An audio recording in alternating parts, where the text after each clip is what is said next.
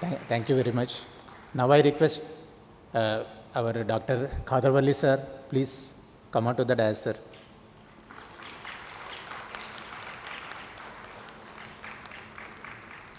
You want to say a few words? Please, sir.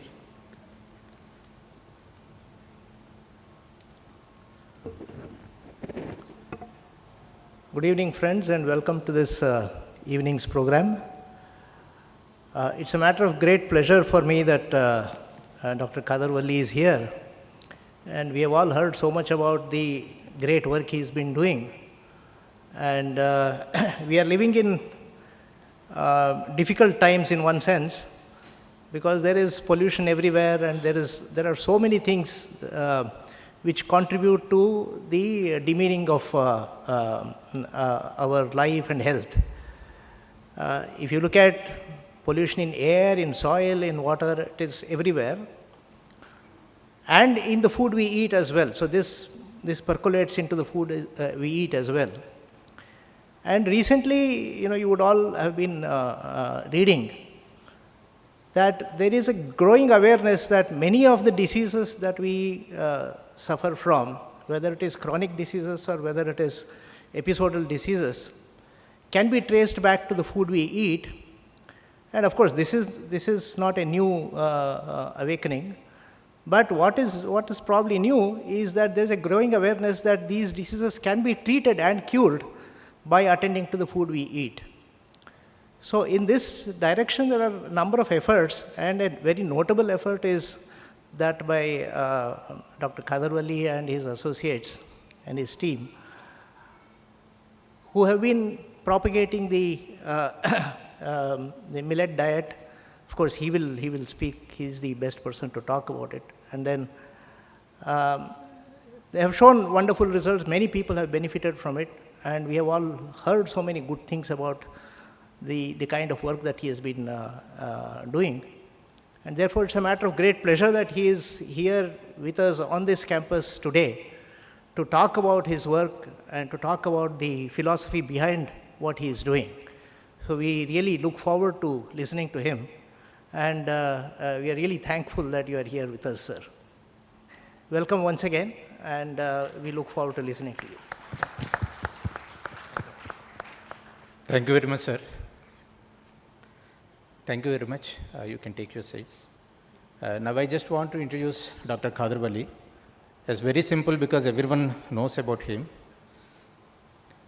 Still, I just want to add a few things. Dr. Khadar Valli, he was from a small place called Produturu from Andhra Pradesh, and he has done his BSc, MSc, then he has done his doctorate in steroids from ISC Bangalore. And then he worked in DuPont like many of us in USA, and he left the job with the intention that instead of working for a foreign country in foreign, then better to serve to improve the health of the Indians, and he wants to create a sustainable, healthy society. So he started his journey, and today's program is the part of that journey. Now I request Dr. Khadar Valli to please explain us and about what is the right food and why we should use that food, what we are eating. If it is not right, then what is right, and all so on, so on. So I request Dr. Khadar Valli, please take over, sir. Thank you. Good evening. It's a pleasure and privilege to come and talk to you on this dais. It's been pouring in Mumbai and it's been pouring almost everywhere, and unseasonal rains for us. In Mysore, it used to rain June to August. But our Western Ghats are being washed away in the form of landslides. And not only in India, almost all over the world, the rivers are drying up. And we do not want to accept that the rivers are drying up because the whole world is drinking coffee and tea. And this straightforward accepting the mistake that we have done has not been acknowledged in a civilized way by the human race even today.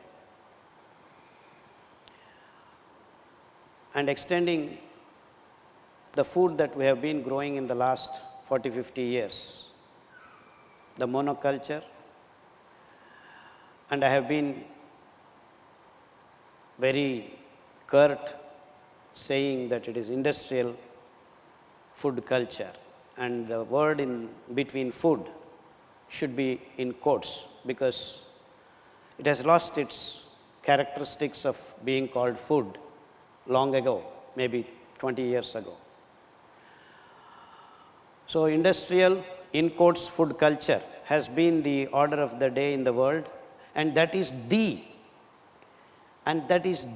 only reason, though many intellectuals keep claiming that there are various other factors for the present day conditions that we are in.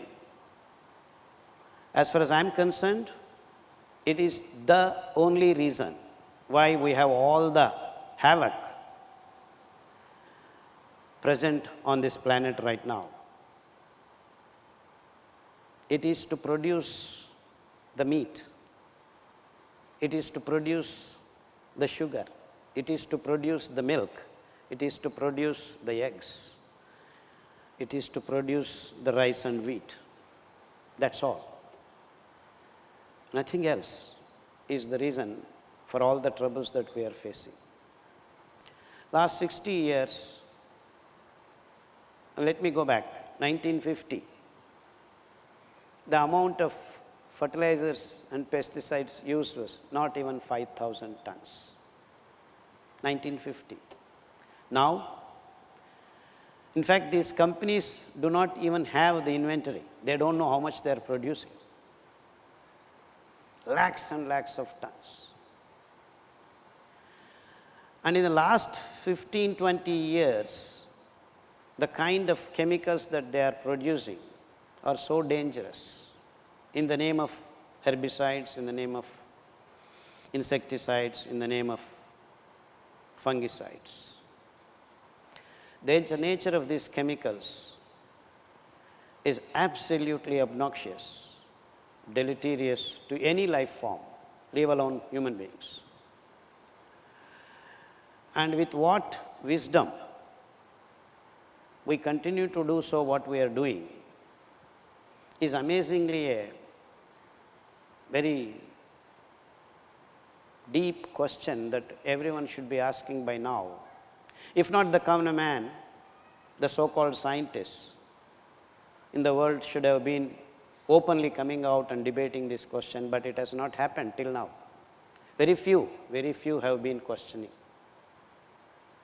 Why did this happen? It's because the industry controls the so-called science. More so in the biological world. More so in the biological world. So if I now come to point by point, including the water that we drink is commercialized. Because the nature of water is changed once you make it travel in the plastic pipes. We have been distributing water, and then in the name of cleaning the water, we have been using so-called filters. And we have changed the nature of water itself. So by just drinking water the way we used to drink in the olden days, you could cure half of your diseases. And then the way we have imbalanced our bodies due to the usage of milk. And this is the worst thing that has happened to human race. This is the worst thing and the most unscientific thing that has happened to the human race is drinking milk, using milk as food. Not only that, the so-called biological world, the books, the science describes milk as complete food. which is the worst thing that can happen to human race. Milk, by definition, is the most beautiful and unstable product that is produced by mammals through their breasts, delivered to the babies directly through the nipples of the mothers into the mouth of the baby. That should be it about milk. But we have taken it in the name of business, producing it in all horrible ways, completely loading it with steroids and feeding our babies. And the culture that has it spread, the women are now menstruating at the age of 7, 8. In fact, recently I have had a case of a girl menstruating at the age of 4. Can you believe a 4-year-old girl is menstruating? And it is not one rare case. The whole human race now, the menstruating age, which was say 1950s, it was around 14 years or 15 years. Now it has come to 9, 11. And in America, it is already reaching, average age itself is 7. And this horrific thing has happened and no one is bothered. No one questioned. And it's all because human race has embraced milk as one of the food products, because it fits into the model of economy. They have started producing milk in large quantities through so-called biotechnology, injecting steroids, hormones, and we think we are feeding our babies food. And if you ask any doctor, oh, you need calcium. You don't get calcium from the milk. The milk, 1 liter, has got only approximately 900 milligrams to 1 gram. And you cannot absorb calcium directly. It has to be slowly and steadily enter the calcium metabolism only after the fermentation through the microbiome that we have in our body. And if you wanted calcium really in your system, you could get 10 times more calcium from sesame seeds, 4 times more calcium from finger millets. But they do not fit the bill for economic model.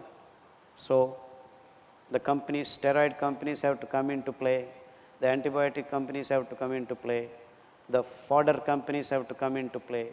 All these things are done on industrial level. The same thing has to happen all over the world. And these technologies, in the name of science and development, have been propagated all over the world, and everyone on this planet drinking milk the same way, the same thing.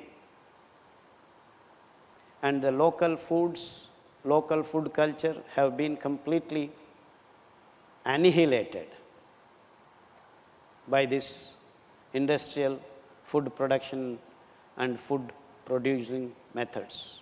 The centralized way of producing food has been more obvious in the last 25 years.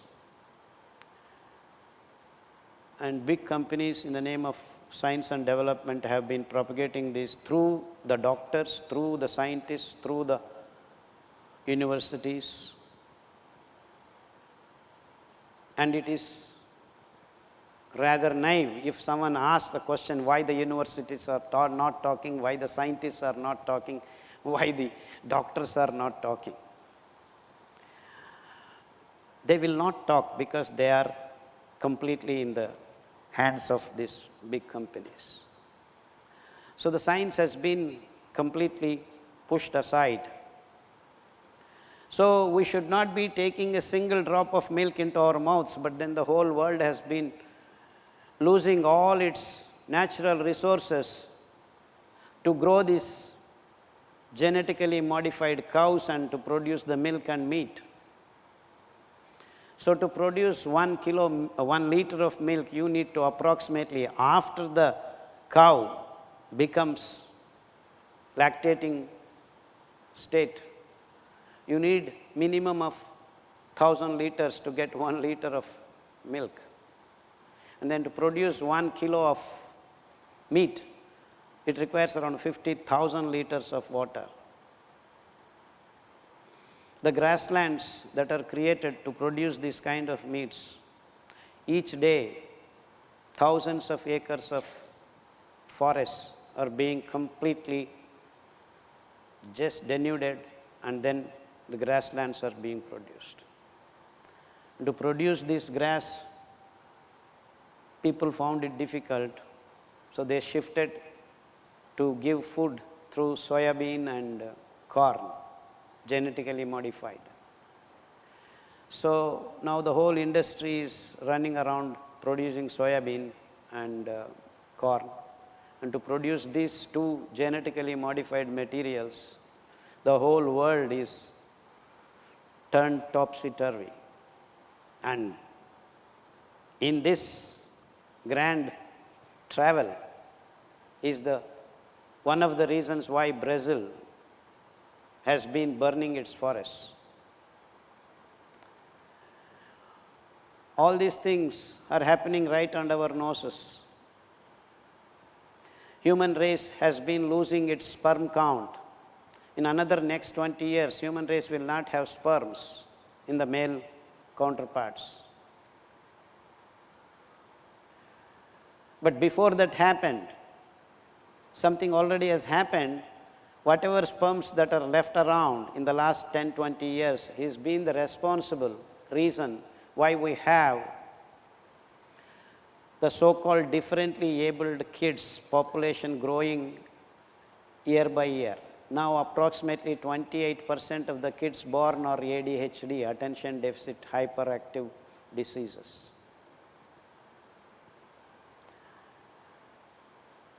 What I am trying to communicate to you is that we have the CPUs not being properly produced when the embryo is growing.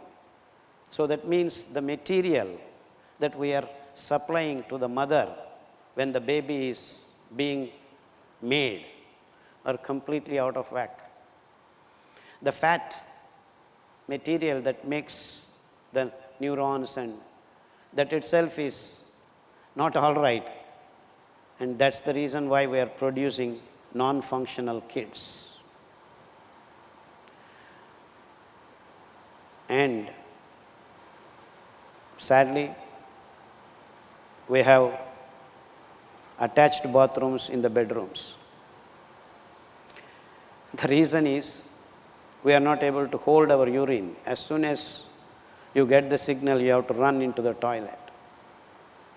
That means nervous disorders have. This is one of the simple things that I am trying to communicate. You cannot hold urine for a minute. In fact, the business of catheter and rubber sachets, 18 people in 100 are carrying these sachets in America. And it is not very far that the same thing happens in India, in big cities first, and then slowly it transcends to other places. So this technology keeps invading all over the world because the same food, the same processed foods, the same methods percolate in the form of economical activity, and then we are all suffering from the same diseases, whether you are in New York, whether you are in Bombay, whether you are in Pune, whether you are in a smaller town and then villages. We have now Alzheimer's, Parkinson's, kind of nervous disorders that are never heard of, found in small villages of Indian towns. Why all these things are happening? These diseases were not there before. I have not talked about cancer, diabetes, kidney, CKD. All these are actually in between taken over the human race. In fact, if you count the percentages of these diseases, we have almost 40 to 60% people taking heart-related, either it is BP or heart blocks or heart dysfunctions. So 60% of people are taking the heart-related medicines. 30 to 40% of people are nowadays counting as thyroid patients, the endocrine gland system going haywire. 30 to 40% people are now counting to be diabetic. 16% people are counting to be mentally not oriented to do any job properly. And 23% people are taking sleeping tablets because they cannot sleep in the night. And prostate problems, that's what I have been talking about. You cannot hold your urine, almost 20% of the people. And sperm count has gone down to 20 millions, 15 millions, in many cases azoospermia, oligospermia. All these diseases now, if you count, out of 100, it is going beyond 200. That means each patient doesn't have one disease, now they have one or more diseases. And it is the same story in every country. Only difference is the pie chart colors vary if you plot. This being the case, what we so-called scientists and doctors come up with is a solution, in quotes again. Oh, you have a problem with heart? We will print 3D printing, an artificial one, and will fix. Oh, you have a problem with kidney? No problem, we will transplant. You have a problem with your knees? Oh, we have small, middle and large. So the problem is that we are not able to sustain God-given parts due to our mistakes, and you want to fix it with artificial stuff. That's all that you can come up with. And just to fix a kidney, of late, till now people have been saying we'll transplant from some other person to immunosuppressants, the failed experiment. It doesn't work in many cases, 90% of the cases. So instead of figuring out the real reasons, the economic model of this medical system is running around fixing the peripheral systems and calling it as wonderful, scientifically advanced technologies, reaching no one in its true sense. Reaching no one in its true sense. This being the case, first when I went to America in 1986 or 87, I first came across a young boy, a young girl of 6 years old becoming, what do I call? She has become women at the age of 6 by starting the menstruation process.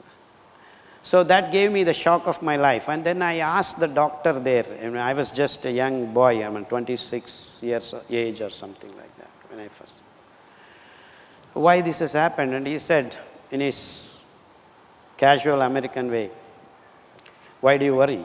Go and mind your business. That really shook me. But then it didn't take me long. To be exact, 3 days. That the America mothers have been feeding their babies this artificial milk. Hence the imbalance. And that moment I decided, before this happens in India, I should go back. But then by the time I came back, the technology came, and then the same problem started in India. Not only in India, all over the world. Because these companies work meticulously to improve their profits. But then who is suffering? All the human race. And if it happened in the kids, what happens to the women? What happens to the men when the imbalance strikes?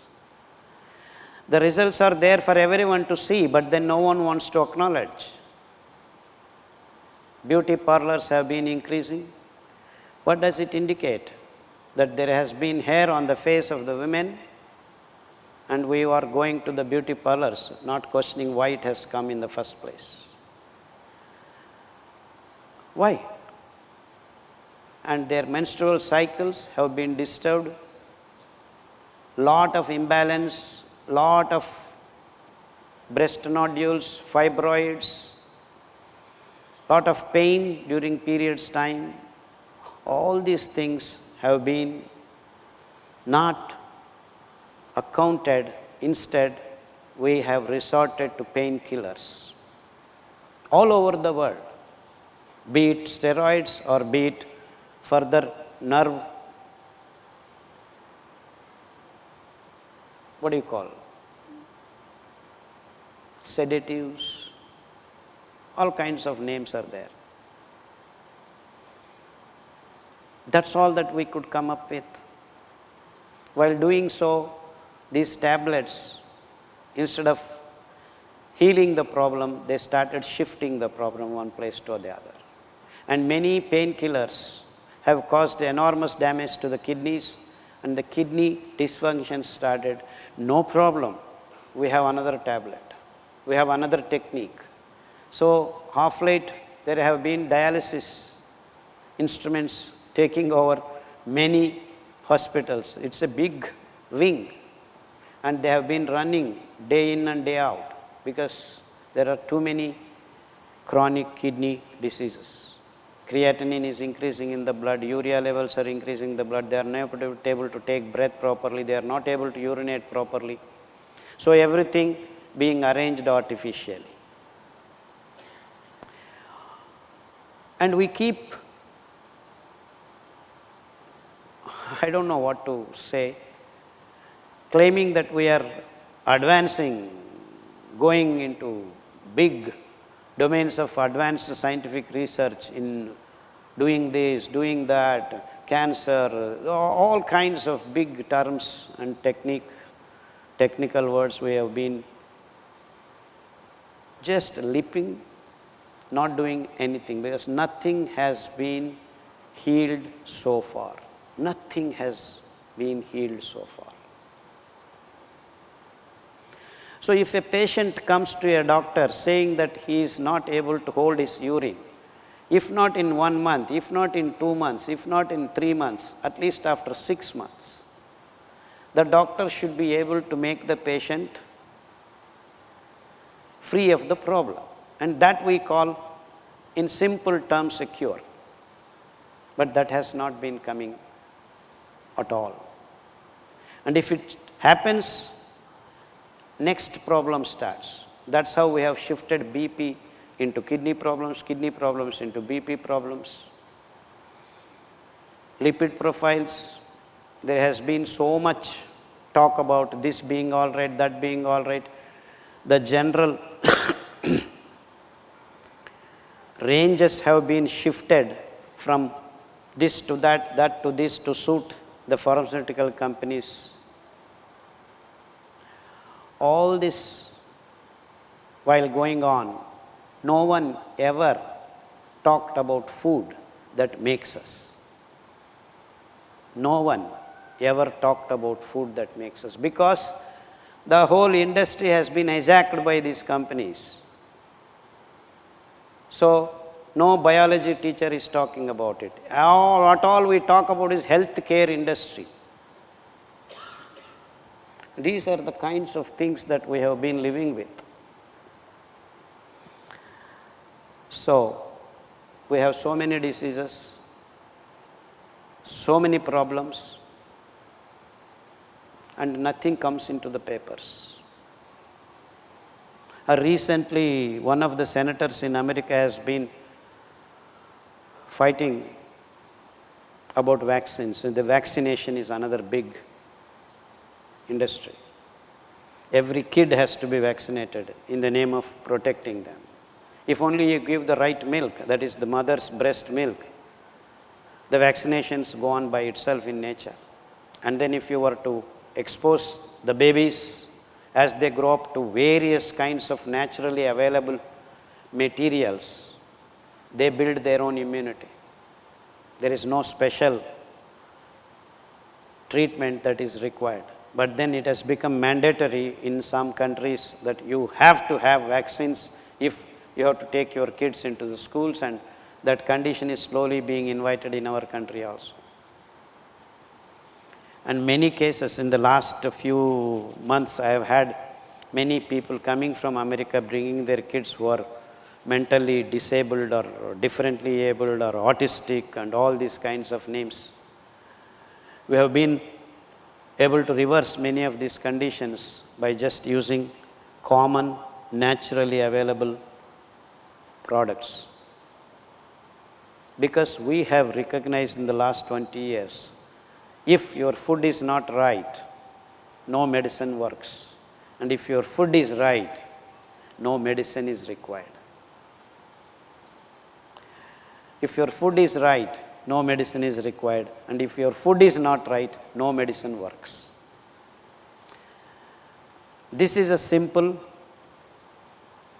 2 sentences. If you just understand these 2 sentences, it is obvious that you don't need any medicine. So we need to work towards a system where we understand how to be healthy rather than how to worry about diseases. So it is like a small example I will give you. You travel in the airports, you have to go 2 hours before check-in security systems. So much energy, so much time, so much money is spent on these security systems. If only we worked to create a trustworthy system, that we all become trustworthy, all of this would have vanished.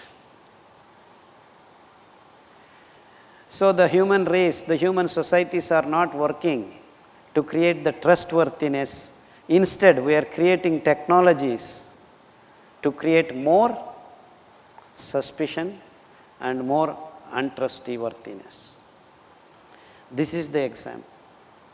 So instead of working to become healthy, we have chosen the other way around. We are making ourselves more sick and then trying to fool around to make this sickness go away. So you have lost something here and you want to go and search here because you have a light there, but you have lost something here. So you should search where you have lost. So we have lost the food systems. We have lost the way we cook. In fact, if only you cook with your hands and eat, you will be better off, whatever you cook. But then we have lost. Nowadays, the people are not even cooking in their houses, and that is the culture of the foreign. And you go to America, Europe, they are not cooking. It's all centrally processed. You just bring and eat, or go to the big restaurants where the processed food is served with all hangama. So all these small, simple things we have been losing step by step in the name of civilized, in the name of modernization, in the name of globalization, in the name of scientific development. All these things are put together. There is no one bit here. Everything is happening all around us. Hence, we are not able to stick our finger to one of the things. But then all these things are happening very subtly. Unless you understand this big picture, you cannot solve the problems.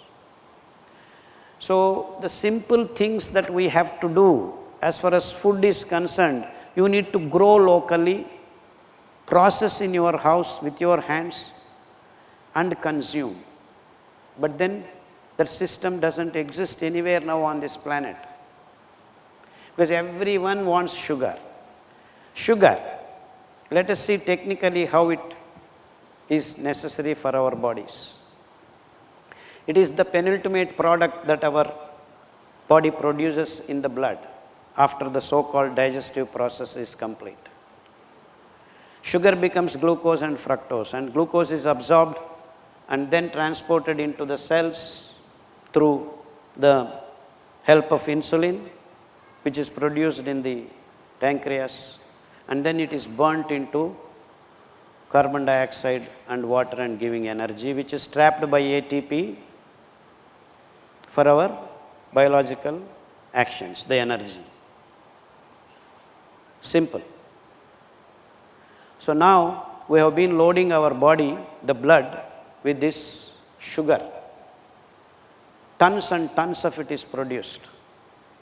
Maharashtra alone produces around 6 lakh tons of sugar per year. Karnataka 4 lakhs, Andhra 3 lakhs, Tamil Nadu 3 lakhs. Totally around 40 lakhs tons of sugar is produced. And sugar is the last thing that you want to put into your mouth, because it is the penultimate product that your whole digestive tract is designed for. So you produce the end product, put it in the mouth, and then what happens to the whole system? Kaput. Anyone who knows little bit of biochemistry should be able to figure this out. So any sugar molecule that touches your body is going to kick in the reverse steps. So you lose your immunity. That means the most deadliest poison you can put in your mouth is, of course, it's a slow poison. Sugar. So we should have been teaching in our schools, do not touch sugar. But then it is a byproduct of liquor industry. The confectionery addiction of British brought the sugar in 1850s, and then it spread like wildfire. So we started denuding the forests and growing sugarcane. Sugarcane is actually naturally not found, very rare commodity it is. The grasses. But then the human race hugged it. Last 100 years, almost 28% of the agriculturable land has been kept aside for this sugarcane, not only in India, all over the world. In fact, in America, I believe 5 lakes have just evaporated in producing this sugarcane completely. The grasslands in Florida, many lakes. And it is created havoc in the health of humans.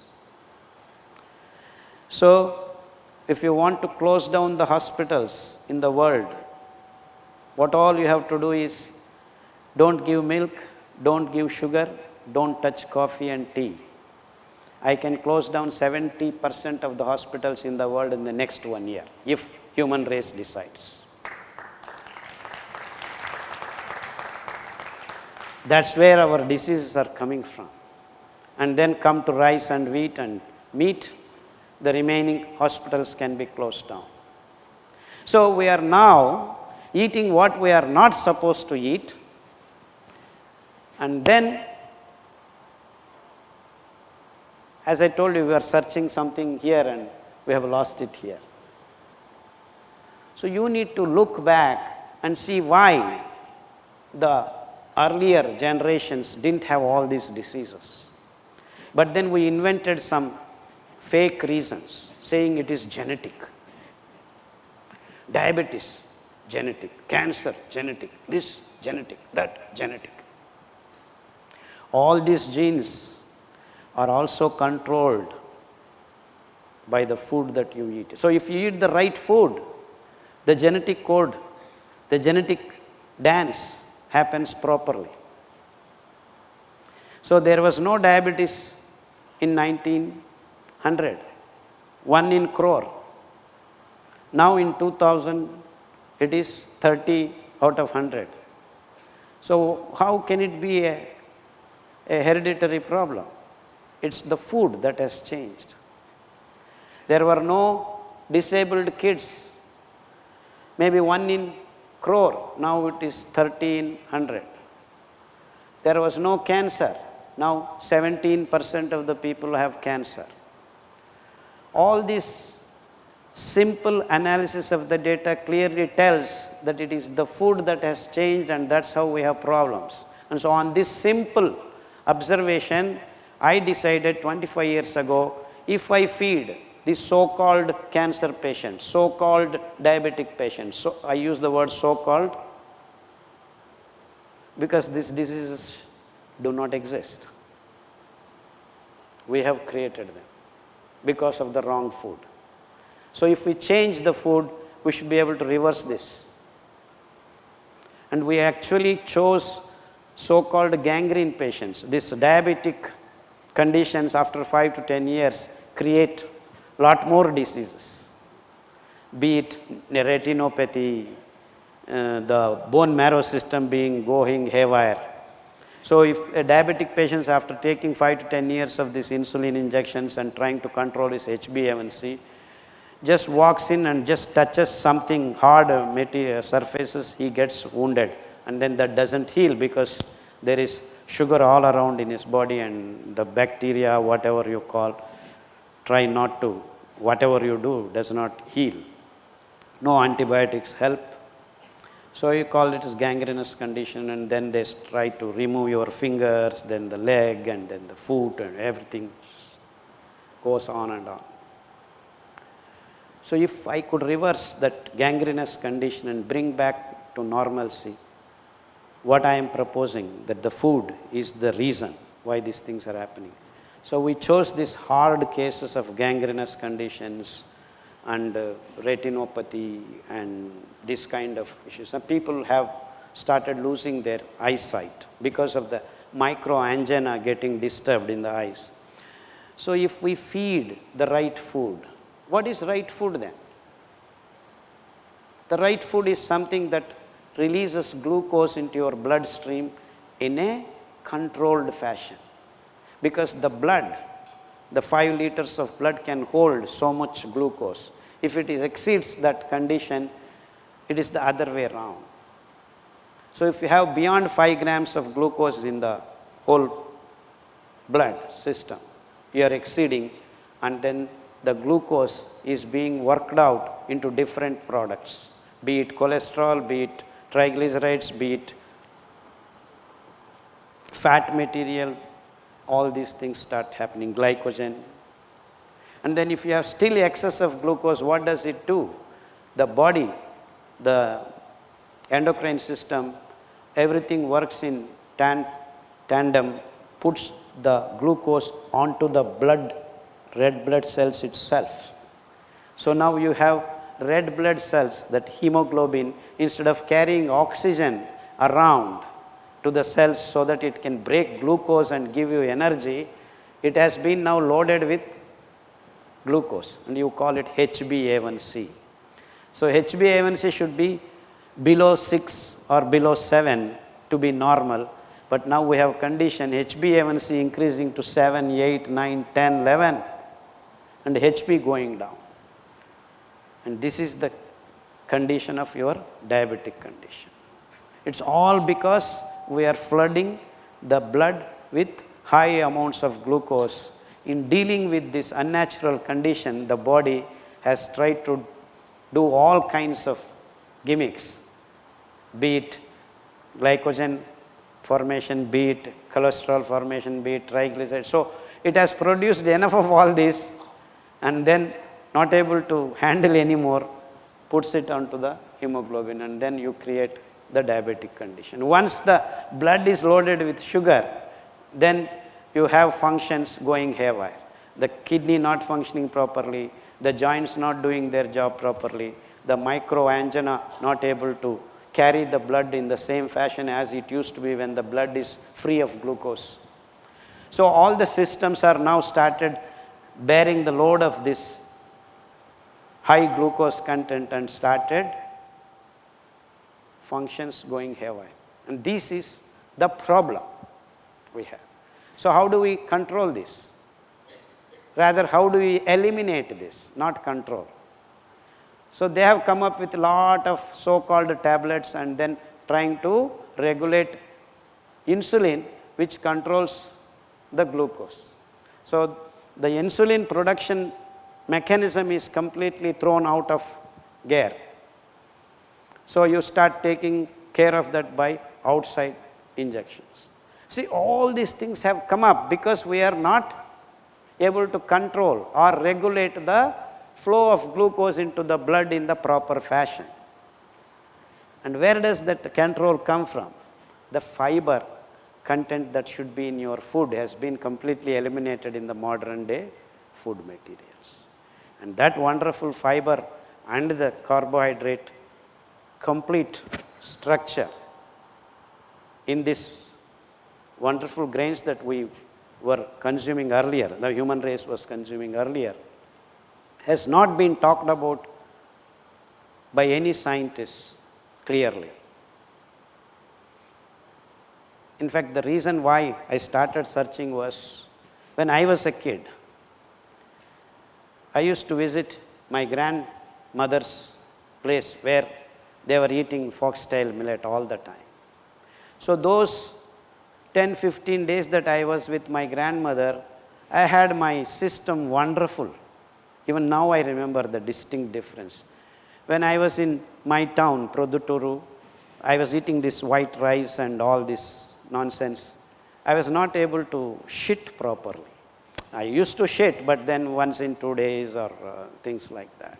So the moment I go to my grandmother's house for vacation when there is a school holidays, I used to feel so good, so energetic, so wonderful. And then on the contrary, I used to go to my grandfather's house, my father's village near Jamal Madagu. They used to eat kodo millet. And I used to feel much better. But I come back, then I started. So I had an inkling of this wonderful healing effects of these grains. So when I went to America, when I saw all this blah, blah, blah, I talked all till now, I said we have to start looking for food that can heal us. Then I started doing so-called research and then figured this out, and then when I put the table, can we have the table of the, yeah. And the brown top, the table, all the nutritional values is worked out by me, first time in the world, because that grain has been completely eliminated. It's not there even in the so-called millet research. They don't even know. In fact, many of the scientists think that it is nothing but foxtail millet. It is so completely different. Brown top millet. You can see the ratio of carbohydrate and fiber content. These 5 grains has single digit, and all the others are very high, the ratio of fiber to the carbohydrate, this side. Yeah. The 5.5, 6.6, 7.2, 6.57. And rice, you see, the fiber content is 0.2 and the carbohydrate is 79. You have 395. So if you have this ratio of carbohydrate and fiber, single digit, you have, yeah. This line you concentrate, and you see the pearl millet, finger millet, proso millet, great millet, corn. They are also having high value, but the fiber and carbohydrate, the way they are arranged in the grain is absolutely in layers. Whereas rice and wheat, where am I?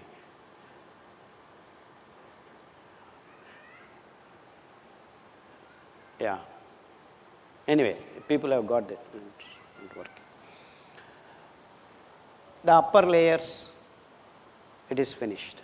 Whatever little 0.2 grams you have. And many people think that they have been eating rice. I have eaten brown rice, I eat red rice, I have lot of fiber in it. Whatever, all that put together, you have only 0.2 grams. So whether you eat rice, unpolished or polished, you are going to flood your blood with sugar, no matter what. So once you are diabetic, once you are cancerous, once you are BP patient, these grains cannot rescue you.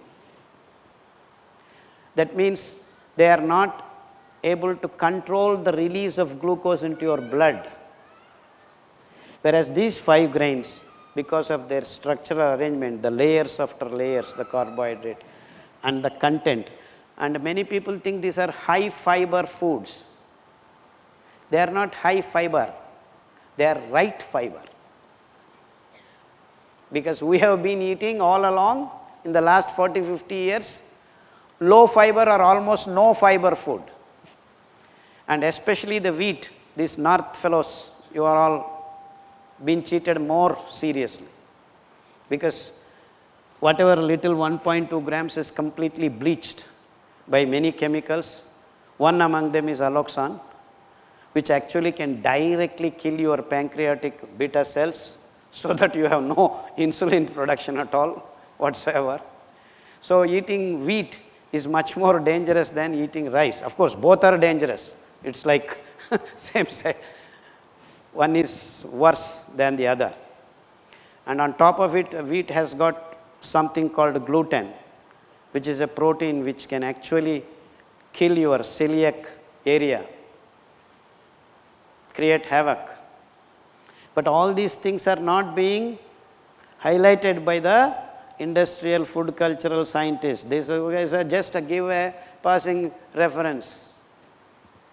But you are sick because you are eating what you are eating. That's it. But then all are shocked. Oh, what do I do if I don't eat rice, if I don't eat wheat?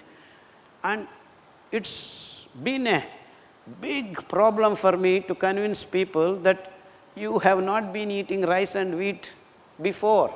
Oh, my grandmother used to eat. I mean, it's all just 80 years. In the long term of human race, thousands of years, 8 years is a small dot. So many people ask me, oh, we have been used to this rice, can I change to millets? And these are called small millets, minor millets, the top ones. They are very small in size. Yes, the human race has been eating these grains all over the world. Just go back and dig into the history of food of people all around the world. All around the world, not just in India. Luckily in India, we have all these grains. Even today, the seeds are left over. In fact, the Corralu, what we call foxtail millet, is also called Italian millet. Andu Corralu in Telugu, they are called brown top millet because the grain looks like a top with a brown top on that embryo side is covered with brown color. But when you actually open the husk, you see light greenish grain in brown top millet. Barnyard millet is actually called German millet or Japanese millet. Kodo millet is called Himalayan millet. This China, Tibet, all this Russia, all where this Himalayan belt is there, they have been using this Kodo millet. And then brown top actually is called American millet. All these Red Indians and before they were using this wonderful millet.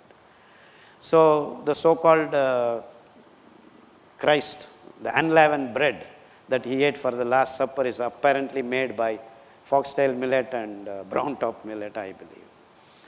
And yeah, like this, historically all these grains are, and you find in the pyramids, those grains that are found are actually circular and small in nature, not your wheat and rice. I mean, nowhere it is there.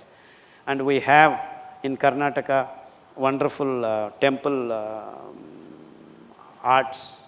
Even if you go today, you can see the ladies' wonderful sculptures holding the pinnacles of these grains, not your oblong rice or wheat. All this rice and wheat. Oh, you can ask me, oh, don't you think there was no rice and there was no wheat before? Yes, there was. Rice sativa was there, but it was in just like sugar cane, wherever there is lot of water, and these are C3 foods. So wherever there is water, only there you can see this rice and wheat. And especially wheat can only grow in very cold conditions. So we cannot grow wheat in South India. Nowhere we can grow, very difficult. So the conditions in which they grow, we have been creating and pumping lot of water, building dams and then doing all this hangama. To grow 1 kilo rice, you need 9,000 liters of water. To grow 1 kilo of wheat, you need 10,000 liters of water. Of course, the agriculture scientists do not agree with me. They say it's only 4,500 liters. They do not calculate the amount of water evaporating to reach these fields. Even if it is 4,500 liters of water, to grow 1 kilo rice, you need that much water.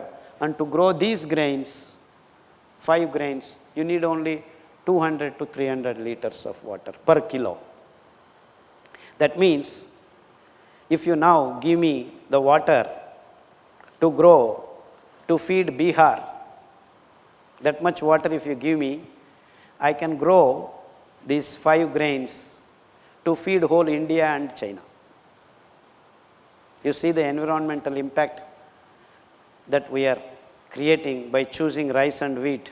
And if the world chooses to eat Siridhanya as their main staple food, how much environmentally sound we are, how much ecologically we are scientific. So the so-called scientific world has been misleading the human race in the name of science, leading us into this economic model, not into the ecological model. So the human race should have chosen to live in ecological model long ago, and because we didn't do that in the last 40, 50 years, we are facing the wrath of the nature. So we chose to drink coffee and tea, we chose to eat sugar cane products, we chose to have dairy products, we chose to have, we don't need this. We should not have touched these things. We should not have had any cows producing milk. You see, cow produces milk. For whom? For its calf, not for your baby. So the hormones, the growth factors, the regulators are required for the baby to grow in 6 months this big. But your baby doesn't grow in 6 months this big. But then you are happily pouring that milk into your baby's mouth, and don't you create imbalance? No one asked this question. Oh, milk, complete food, is what is taught in our science books. For whom, if I ask the question? No one has an answer.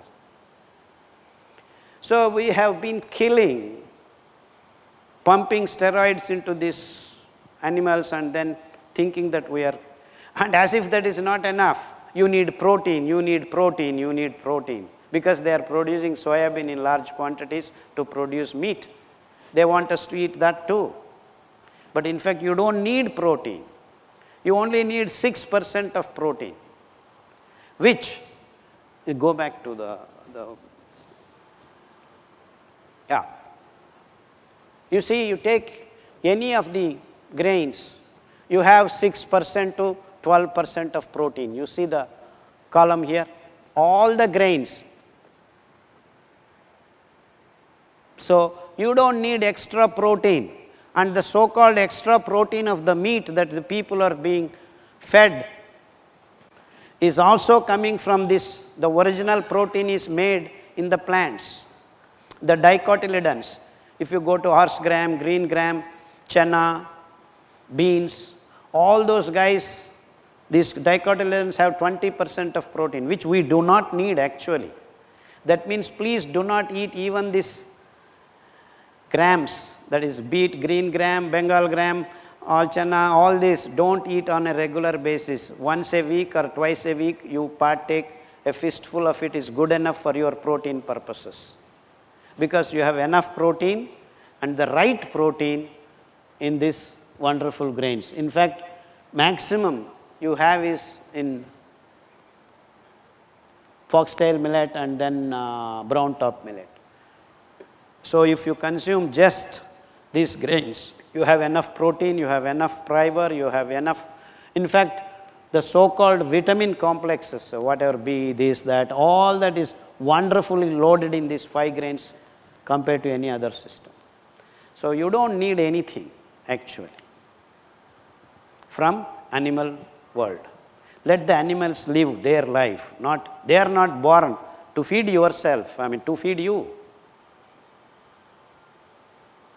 And we, the digestive tract is herbivorous, for heaven's sake.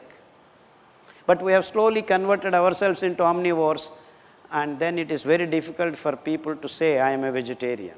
Oh, vegetarian? You don't get vitamin B12 because it is present only in meat. And this is the so-called scientific arguments people are.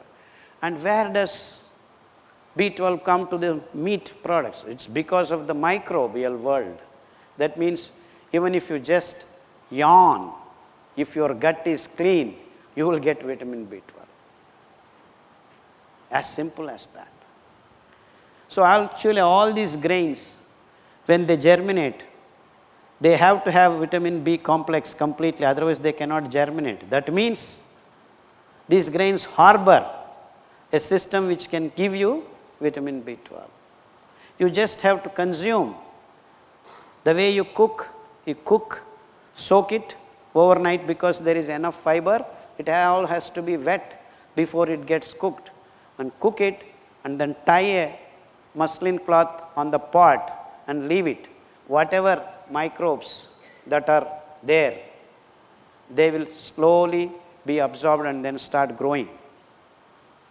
So each grain can harbor different kinds of microbes. And even if there are no microbes, once you cook and leave the fermentation process, it absorbs the microbes that are required growing on that particular kind of fiber, and you create a microbiome that is going to harbor and totally help your digestive tract. In fact, we are not what we are actually loaded with these symbiotic microbes that are in our gut. And that we have been systematically eliminating in the last 30-40 years in the name of so-called antibiotic treatments. But before the baby is 5-year-old, we have treated these babies 10 times with antibiotic. That means you are just doing the most unscientific thing that you can do for your kid. So without the microbiome, you have no immunity in your body. So you are not what you are if your gut doesn't harbor this wonderful microbial world. So you have not understood a prebiotic food, you have not understood what is probiotic food. So you have eliminated both of them from your so-called modern food systems. Hence you have all these so-called diseases, malaria, typhoid, pneumonia, dengue, chikungunya, H5N1, H1N1,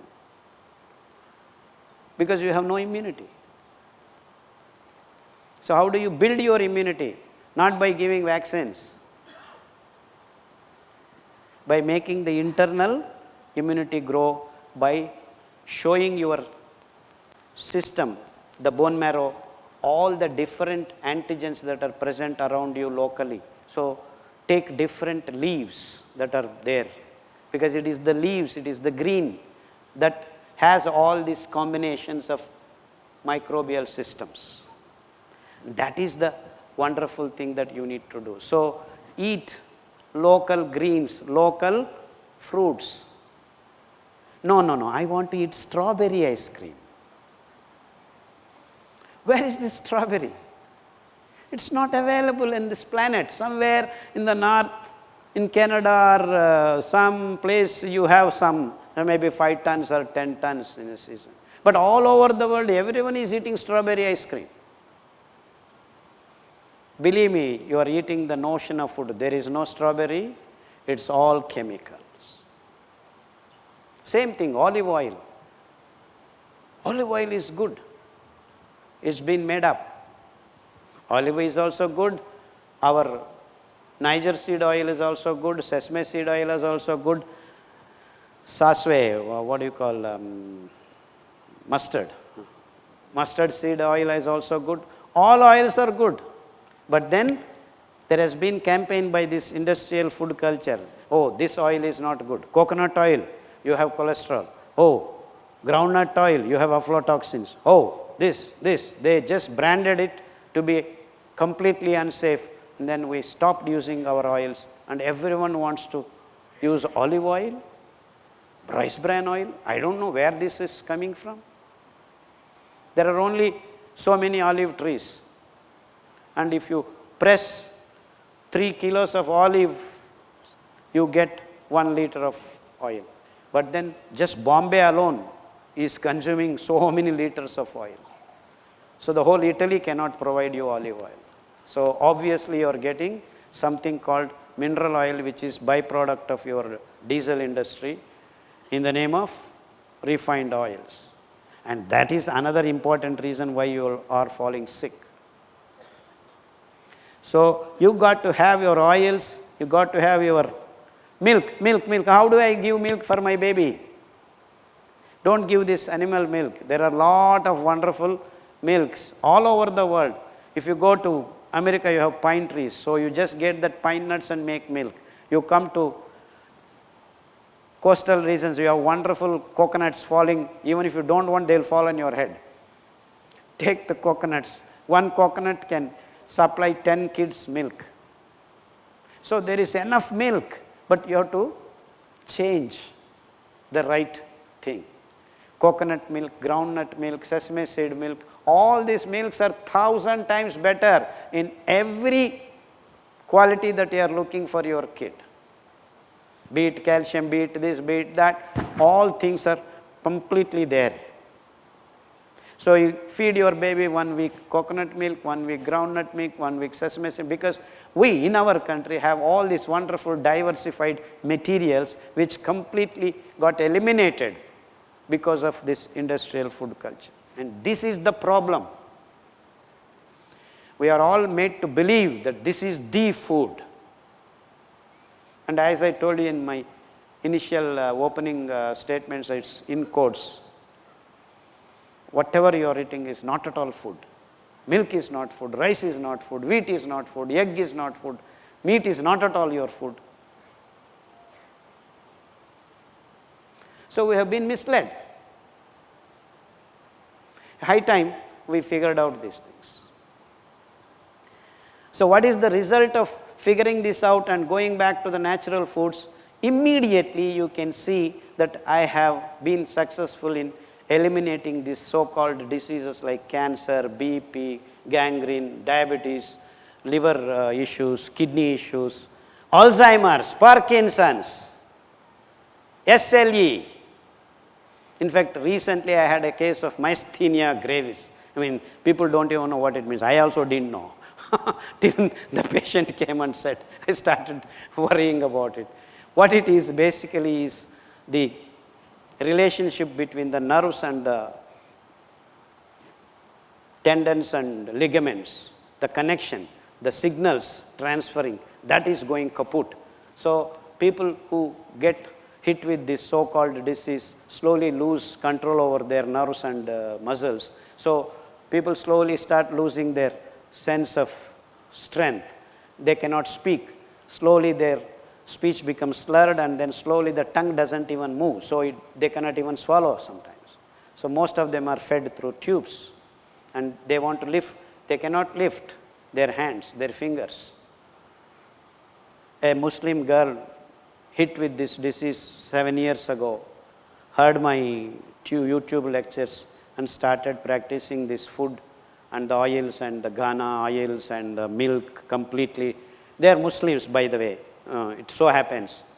So in some of my lectures I tell them, if you are a meat eater, please throw away the vessels that you have cooked your food. Don't cook these millets in that vessels, and it may not help you. In fact, it has been clearly figured out by us that if you use the same vessels that you have cooked meat and then use this, it is not going to work for you, because something that is left over, the viruses or something that is getting transferred, and then your body picks those things up, because you are already sick and it is happy to pick these unwanted things. So you change the vessels, and if you cook in your mud pots, it is the best way to cook your food. Go. But for convenience, we shifted to pressure cookers and all so-called technologies, non-stick plates, non-stick tawas, and you are making your chapatis, dosas, so you are eating plastic regularly. And nowadays, idlis are also made on plastic, in 5-star hotels also. As if that is not enough, we are using diapers. The kids, poor kids, they cannot push susu easily by themselves. They are all stucking up. So it's not enough the plastic going through your mouth. It is going through the vagina and the anus also. And in fact, it is figured out. Some fellows, I don't know how they figure out.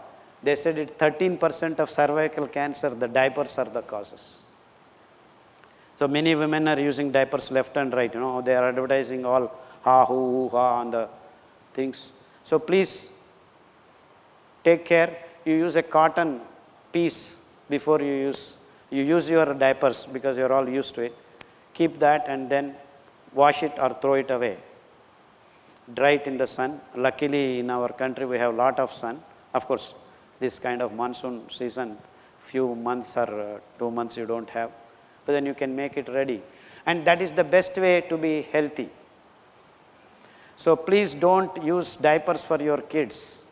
But the sad story is people are ordering from Amazon, America, all in the Thursday. Well, they are getting it from there because, this. Please avoid all these artificial things going on to the bodies of your babies.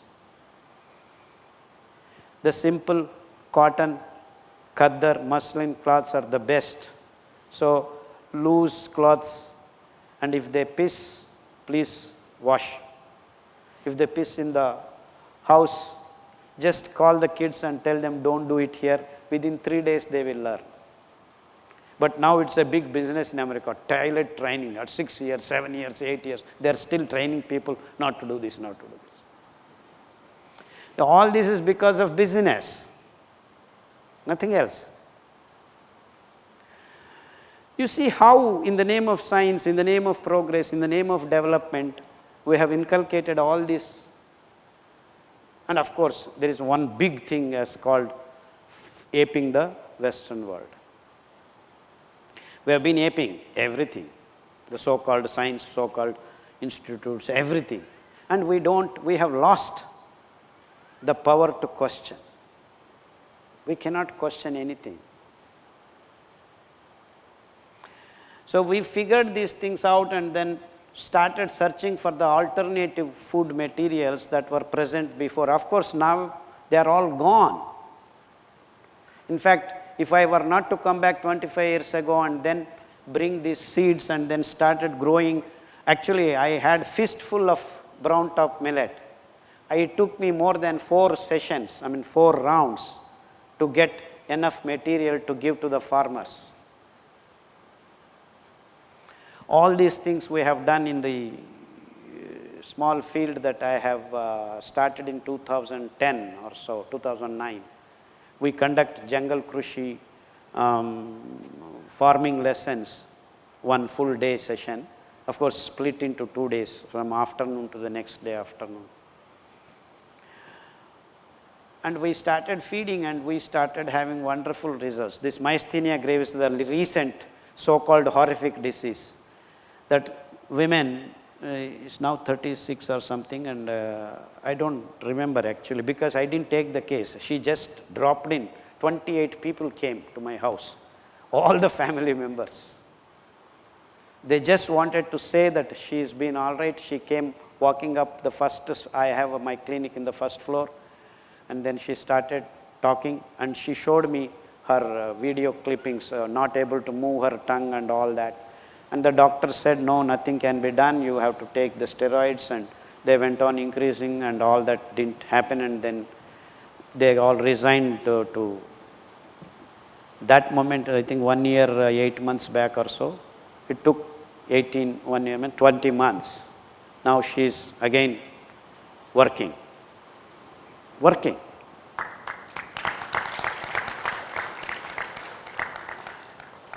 So for me, it is a simple, because I have been now seeing so many patients. The last 15 years, I have been practicing homeopathy medication I give to people. So each day, minimum of 50 to 100, in that range, I see patients for the last 15 years. I have been treating, and it's been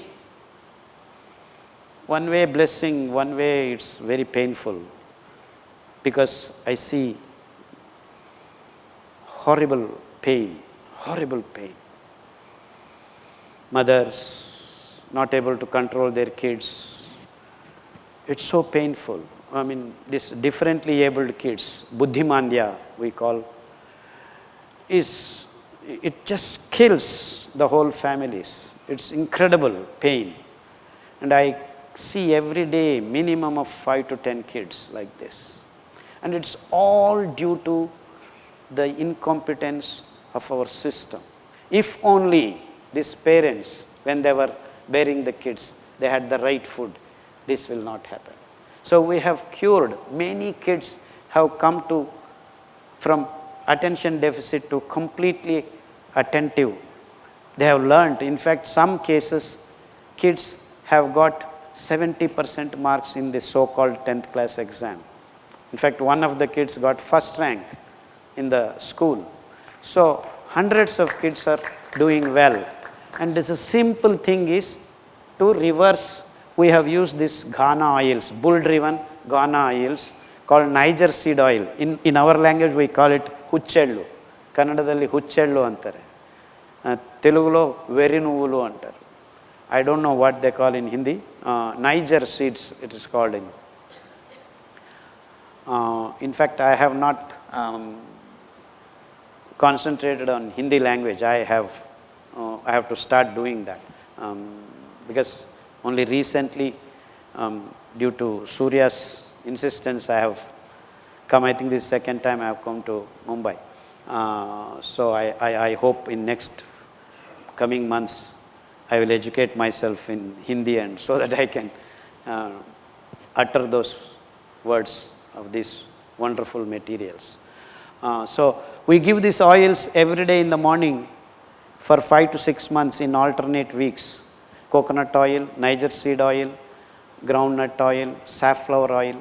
But all these oils, beware, should be extracted through bull-driven wood Ghana oils. They are the real oils. And if you put these oils in plastic, even for 3 hours, you are contaminating them with plastic nanoparticles, 100% guaranteed. So you can do all that you want. Please do not touch plastic for any of the food materials.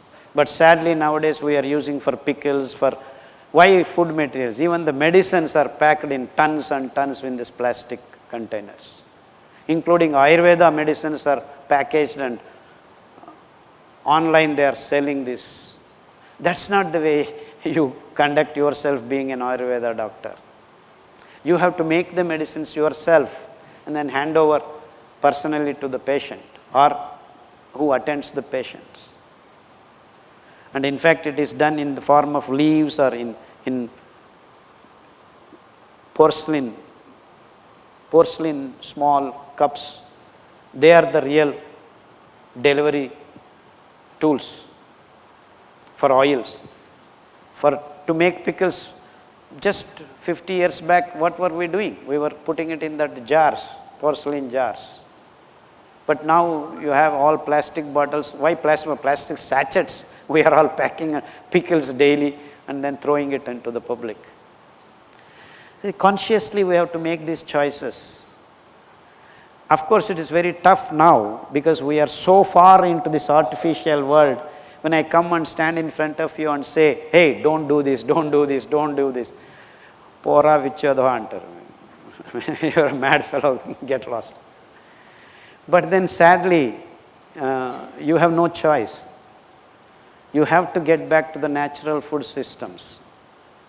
And you got to use your creativity and energies and money, whatever you call, to procure. We got to do that. And decentralize the food production. That means Mumbai should produce your food, your materials here, not get from all over the world because you can afford to. Because you can throw away the money and then you think you get, but then you are getting sickness into your system. So you order food in Zomato, Swiggy, Buggy, so many things, and you don't know what they are getting, but then you are very happy. Oh, I come by the time you. In fact, I saw one funny thing in Bangalore. People are eating on the road, so they are calling, I am in this so and so junction, GPS, come and meet me, and they are exactly timing and then getting their food packets delivered on the junctions. I am going to stand in that junction for 20 seconds, 30 seconds. So this is how technology is used. I mean, it's so sad. And you are eating on the run. I mean, you don't know what you are eating, just biting and going. Please eat consciously. Prajna is very important. So make time, cook your food, enjoy the food, and this is what gives you health.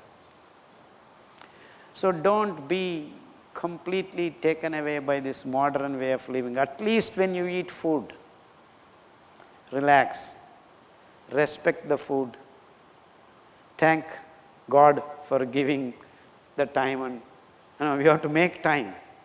See, you are not making time. You are not cooking properly. You see, people, when I told them you have to soak overnight, who has time? But you don't do anything. You just put it in the water in the night and then get ready to cook. You don't need to sit and see whether it is getting soaked. It will soak itself. So there is nothing extra work. You just have to plan few minutes. So you want to eat in the night, you soak in the morning. No. As I told you, you are all busy running around and then calling on the moment, and then the food has to come and fall into your mouth. In fact, my wife comments now and then, see, Khadar, you give the people banana, they want you to peel it and then put it in their mouth. I mean, we have become like that. So the science is gone out of the window long back. But then we are all claiming we are very scientific. Maybe very scientific in your smartphones and all this physical world, but the biological world we are completely screwed up. And I can go on talking about my so-called cures. Cancer people have got cured. Hundreds. The diabetic patients now, almost in lakhs, all over the world, people report to me that their HbA1c is gone. So I find myself in a very peculiar position. I don't know whether to be happy or unhappy. Because people want to see me, I am not able to give appointments. Now my appointments are filled for months together. And that's why I decided how many I can cure? Even if I cure every day 100 fellows, 360 days, 36,000, 10 years, 3.6 lakhs, 20 years, 7.2 lakhs, peanuts, nothing. Because Bangalore alone has got 40 lakhs of diabetic patients, 15 lakhs of thyroid patients. When do I cure all these fellows? We can cure. Now I am happy that there is a method. Cure, completely cure, because now lot of people have been there for 10 years having no trouble at all. In fact, there are many families, many kids who have not seen doctors at all in the last 10 years. Isn't that our goal? That we have no hospitals in our place. You may need 1 or 2 for emergency services. And that should be our dream. If we were to be scientific enough, we should create a society where there are no hospitals. That means we know how to be healthy. And we have not been defining this as our goal. Instead, what are we doing? We are defining progress as having multi-speciality hospitals.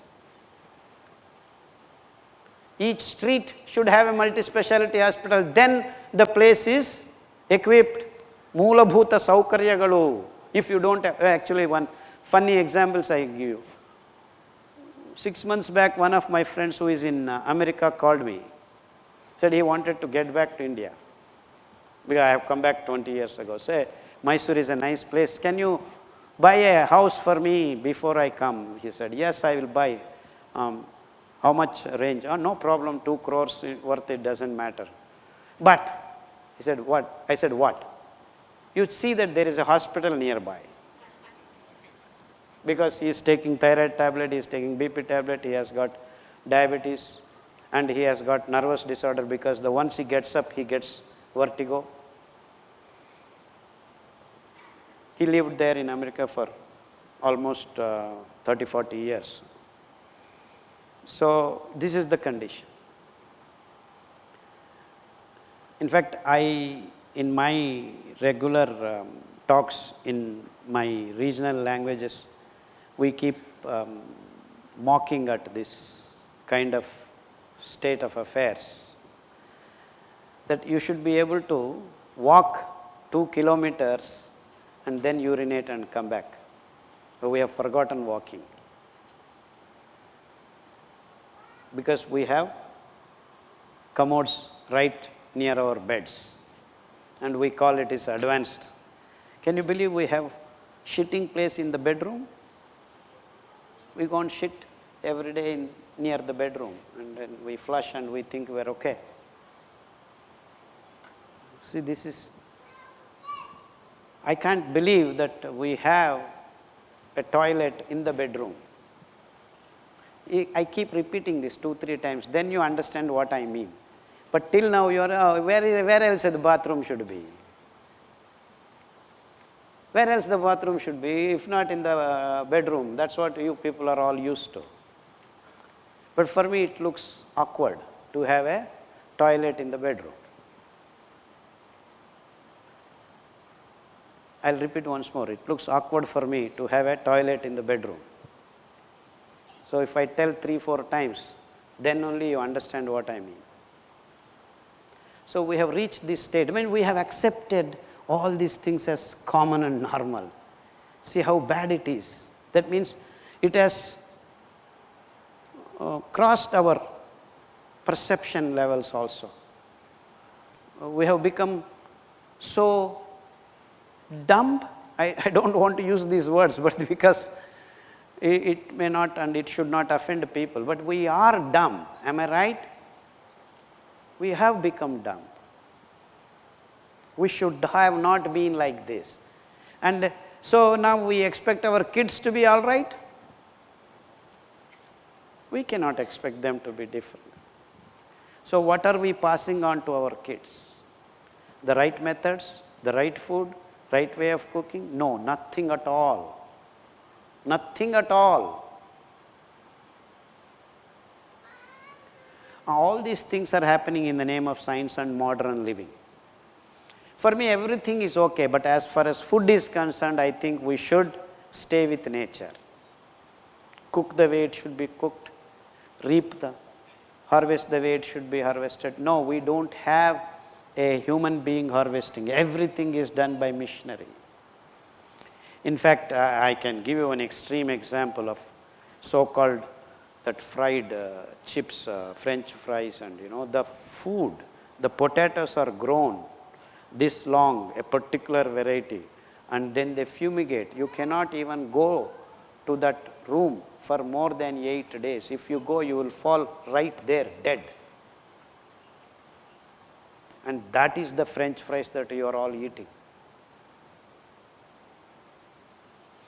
So like this industrial food culture has spoiled our systems both mentally, physically and emotionally. Everything is gone out of the window and we have to get back. And we can get back only through the natural methods and natural foods. The lost immunity. In fact, we have 7 green leaves that if you use, kashaya we call, kada bolte hai Hindi mein, kada, yeah. And we have 2 different sets of kashayas, 7 sapta kashayas. If you just partake each week 1 green leaf kashaya, after 7 weeks you have immunity, instant immunity for a year or 2. And then if you start eating Siridhanya on a regular basis for more than a year, you are guaranteed not to have all this dengue, H1N1, chikungunya, all these diseases will not even touch you. You can go and sit in a chikungunya infested area, nothing will happen to you. All these experiments we have done. Now, there are so many kids who follow these simple procedures, never visiting doctors at all. And that should be the goal of a doctor. A doctor is one who eliminates his job in the lives of the people. And that should be the goal of a real doctor. So I always look at my patient and say, this patient should not need any more doctor, including me. That means I should be able to impart the knowledge for him or her to live healthily. And that should be the role of doctor, and we have failed to define it that way so long, till now. So this is the objective way of doing things, and it can be done locally and individually. But the principles should be universal. And that universal principles are simple: follow the local, seasonal fruits and vegetables, and it happens these 5 grains are both local and universal. That means these 5 grains can be grown all over the world. And as I told you, ecologically they are the easiest, and even if the coming days going to present ourselves with 40 degrees, 50 degrees on the planet, these grains will not cheat you. You can grow them even at 45 degrees centigrade, these 5 grains. And in fact, their yields increase at 40 to 42 degrees centigrade. Now we have around 38, 39. So even if the temperature increases, if they just have 5 wettings, they grow. They grow and give you good yields. And we have all the land at our disposal because we don't need water. Just 4 rains you can grow. So 80% of all the land that is free can be used for food. So I can be giving food for the whole, not 1 planet, even 8 planets. 8 planets. That means 80 billion people can be fed without hitch, if only we choose our staple food to be Siridhanya. Then we will save all the water that actually belongs to the animals of the forest. So we can save forests. So now there is lot of hangama going, grow trees, grow trees, grow trees. Growing trees is only one step. But the real problem is you continue to eat same rice, same eggs, same thing. We had more trees just 50 years ago. Millions and zillions of trees we had. We have cut them in the name of making our food and nothing else. Even if you grow trees, what needs to be done first is stop drinking coffee, stop drinking tea, stop taking sugar, stop eating eggs, stop eating meat. Only then your growing trees has any meaning. So you just don't say grow trees, grow trees, grow trees. Please grow trees, but then individually, if every one of us stop eating this industrial food culture products, we will really save the planet. If that is not done, nothing is going to be achieved in the future. So this is a simple thing, and people are yet to come to this conclusion, simple conclusion. And there are a lot of meetings, Tokyo meeting, France meeting, whatever, so many meetings. All these big wigs, so-called experts are meeting.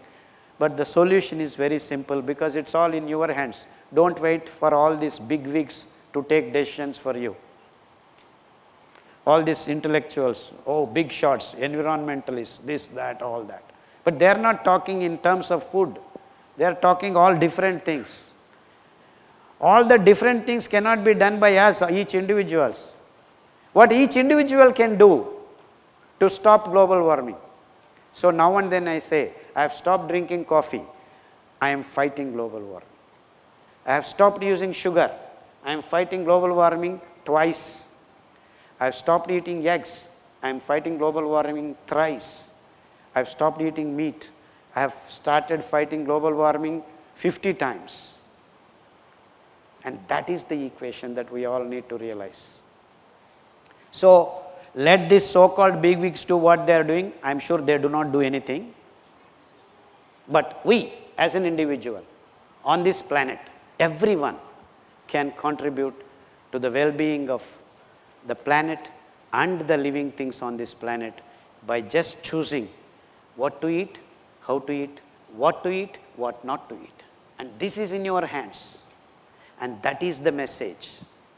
You will gain health, it is only a byproduct.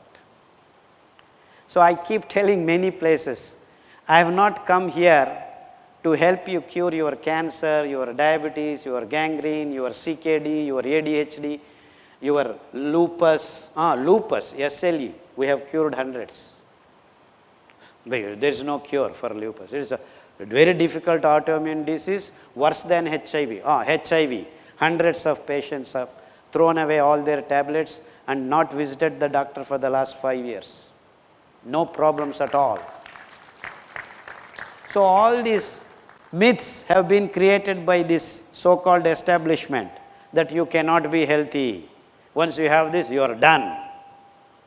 Diabetes incurable, cancer incurable, HIV incurable, SLE incurable, gone. It is genetic problem, Sjögren syndrome, muscular dystrophy. All these peculiar diseases are cropping up because what we are doing to ourselves.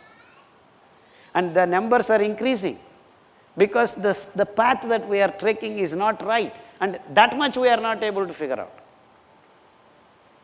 We can reverse all these conditions by choosing to eat the right things, but the bigger picture is by being with nature, being simple, we can not only save ourselves, save these big treacherous conditions that we have created. And that kind of world where we care for other living things is the most important decision that you make. So please don't make decisions because you want to be healthy. Just you being healthy alone is useless. See, imagine I am very healthy, but then I have people around, all are sick. You cannot even smile for a joke that I cut. Then what is the use? So a person alone cannot be healthy. So the same way, we just cannot live alone on this planet. We need all the animal, all the fauna, all the flora to be happy, to be emotionally linked with this wonderful biome that we live in. So we have been spoiling both our internal health and the health of the environment.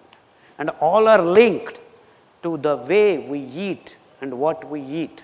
And this is the only and only reason. Please do not be misled by these so-called experts. Thank you very much.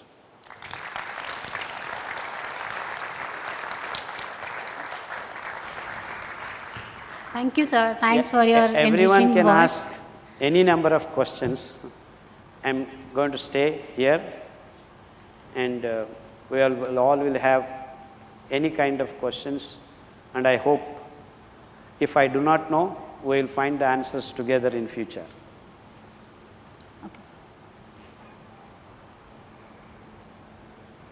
Can I request volunteers to pass on the mic?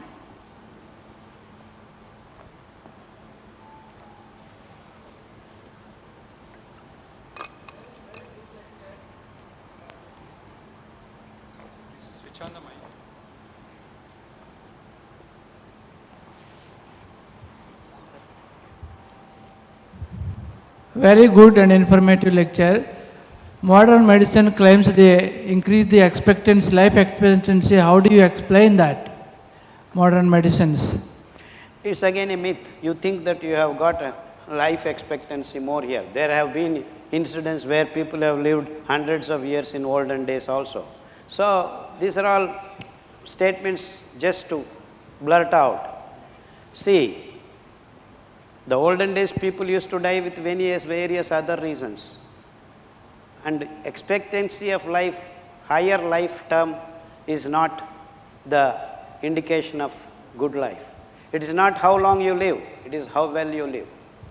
And believe me, people are not going to live longer anymore, the way we are doing. So this expectancy of life, living longer, is all just statistical blubbering, nothing else.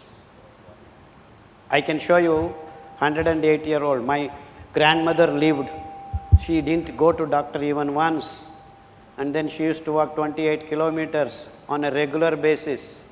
So what do you say about that? There have been millions or zillions of such life forms on this planet in the olden days. Even now, come and look at tribals who have not been infected by this modern day food materials. They are living very happily. In fact, I just met in BR Hills. He doesn't know his age. I don't know, maybe he may be 98 or 99 years. No one can walk with him. He just starts and he's there, zoom, in the forest. We tried to go and live with them for 2-3 days. It's so tough to catch up with him. And he's been there because he's been there. And it's so, you don't take all these things into consideration when you throw out such sentences.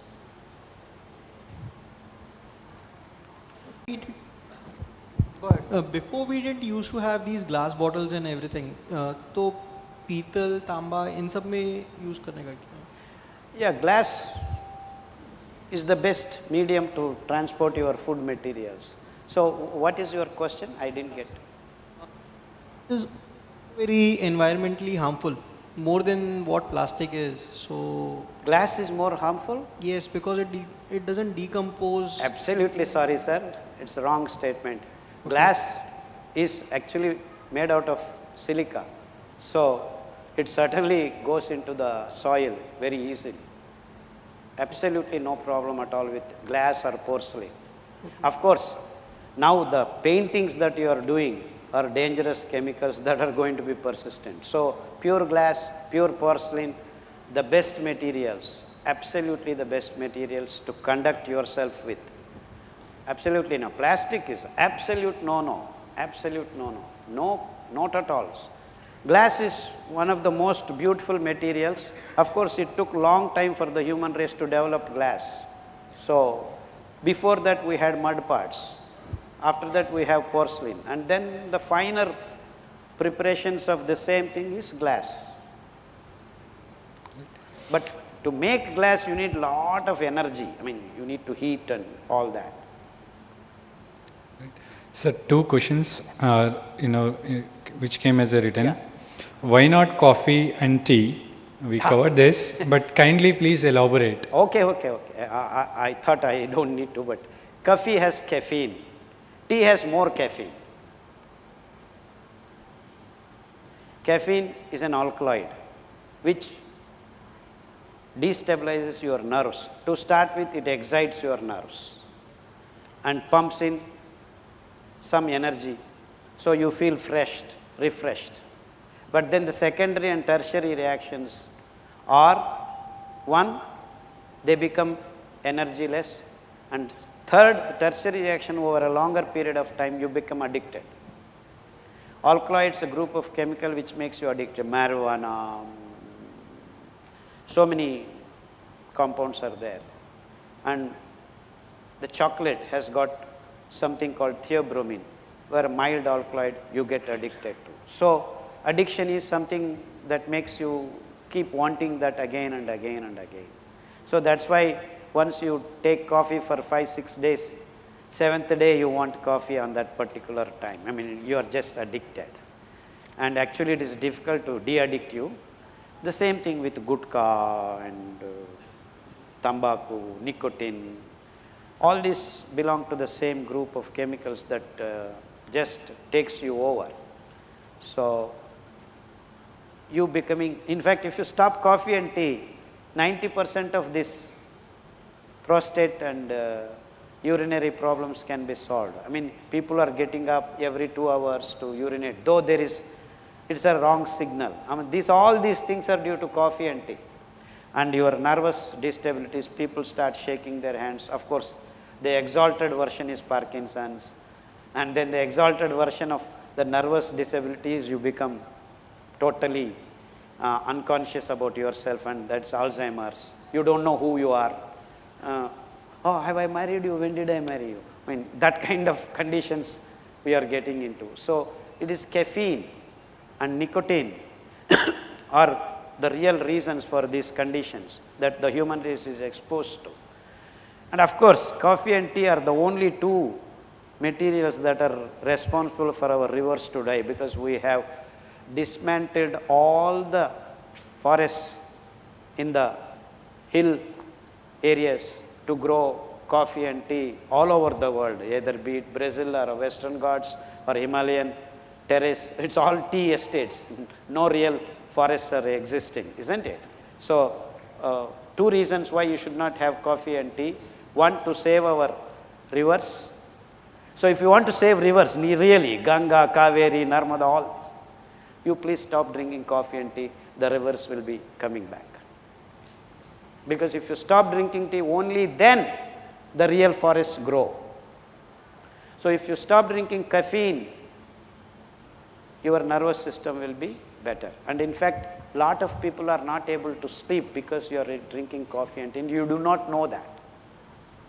You do not know that. So 3 weeks, and to de-addict yourself, we have 3 wonderful leaves: Pongemia, Tinospora. You understand, but in your Hindi, I think we need to bring out a translated version. We will soon, okay? Pongemia ponnata leaves.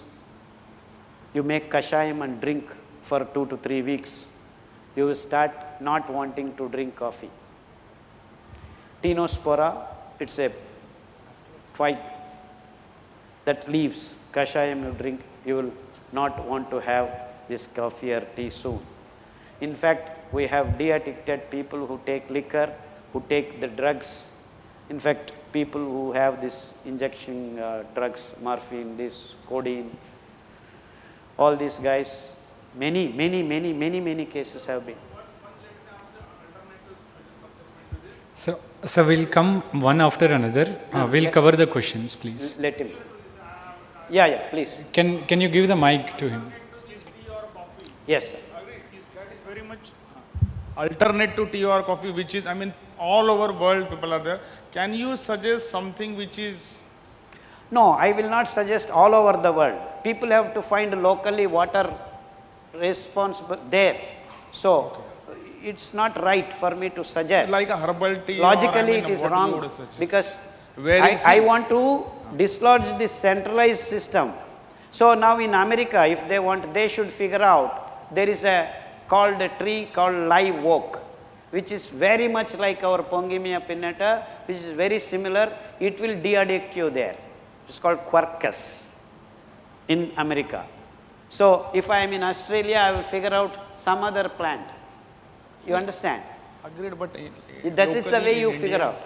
It's not that I want to provide again all over the world something. The locally people have to figure out what is suitable for them. And if I do, I am doing again same mistake.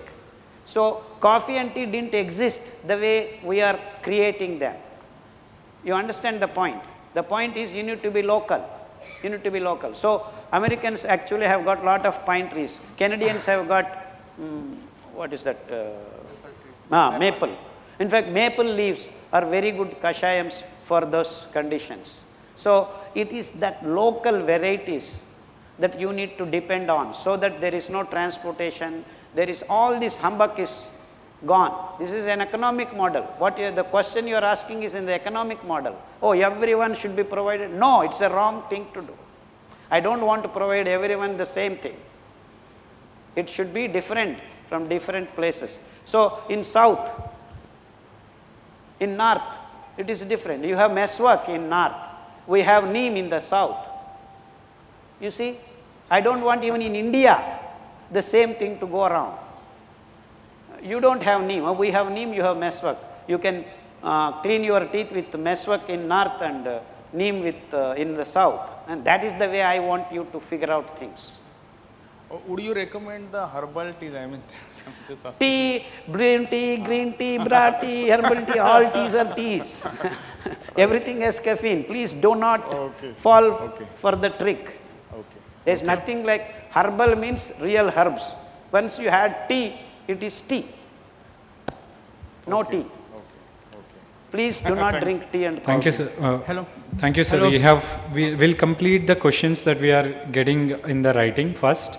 Then we'll go by row and facilitate. Generally, this is the most trickiest part of the session. Sir, quickly, if no cow's milk is to be consumed, is ghee recommended? Yeah, this is a tangential question.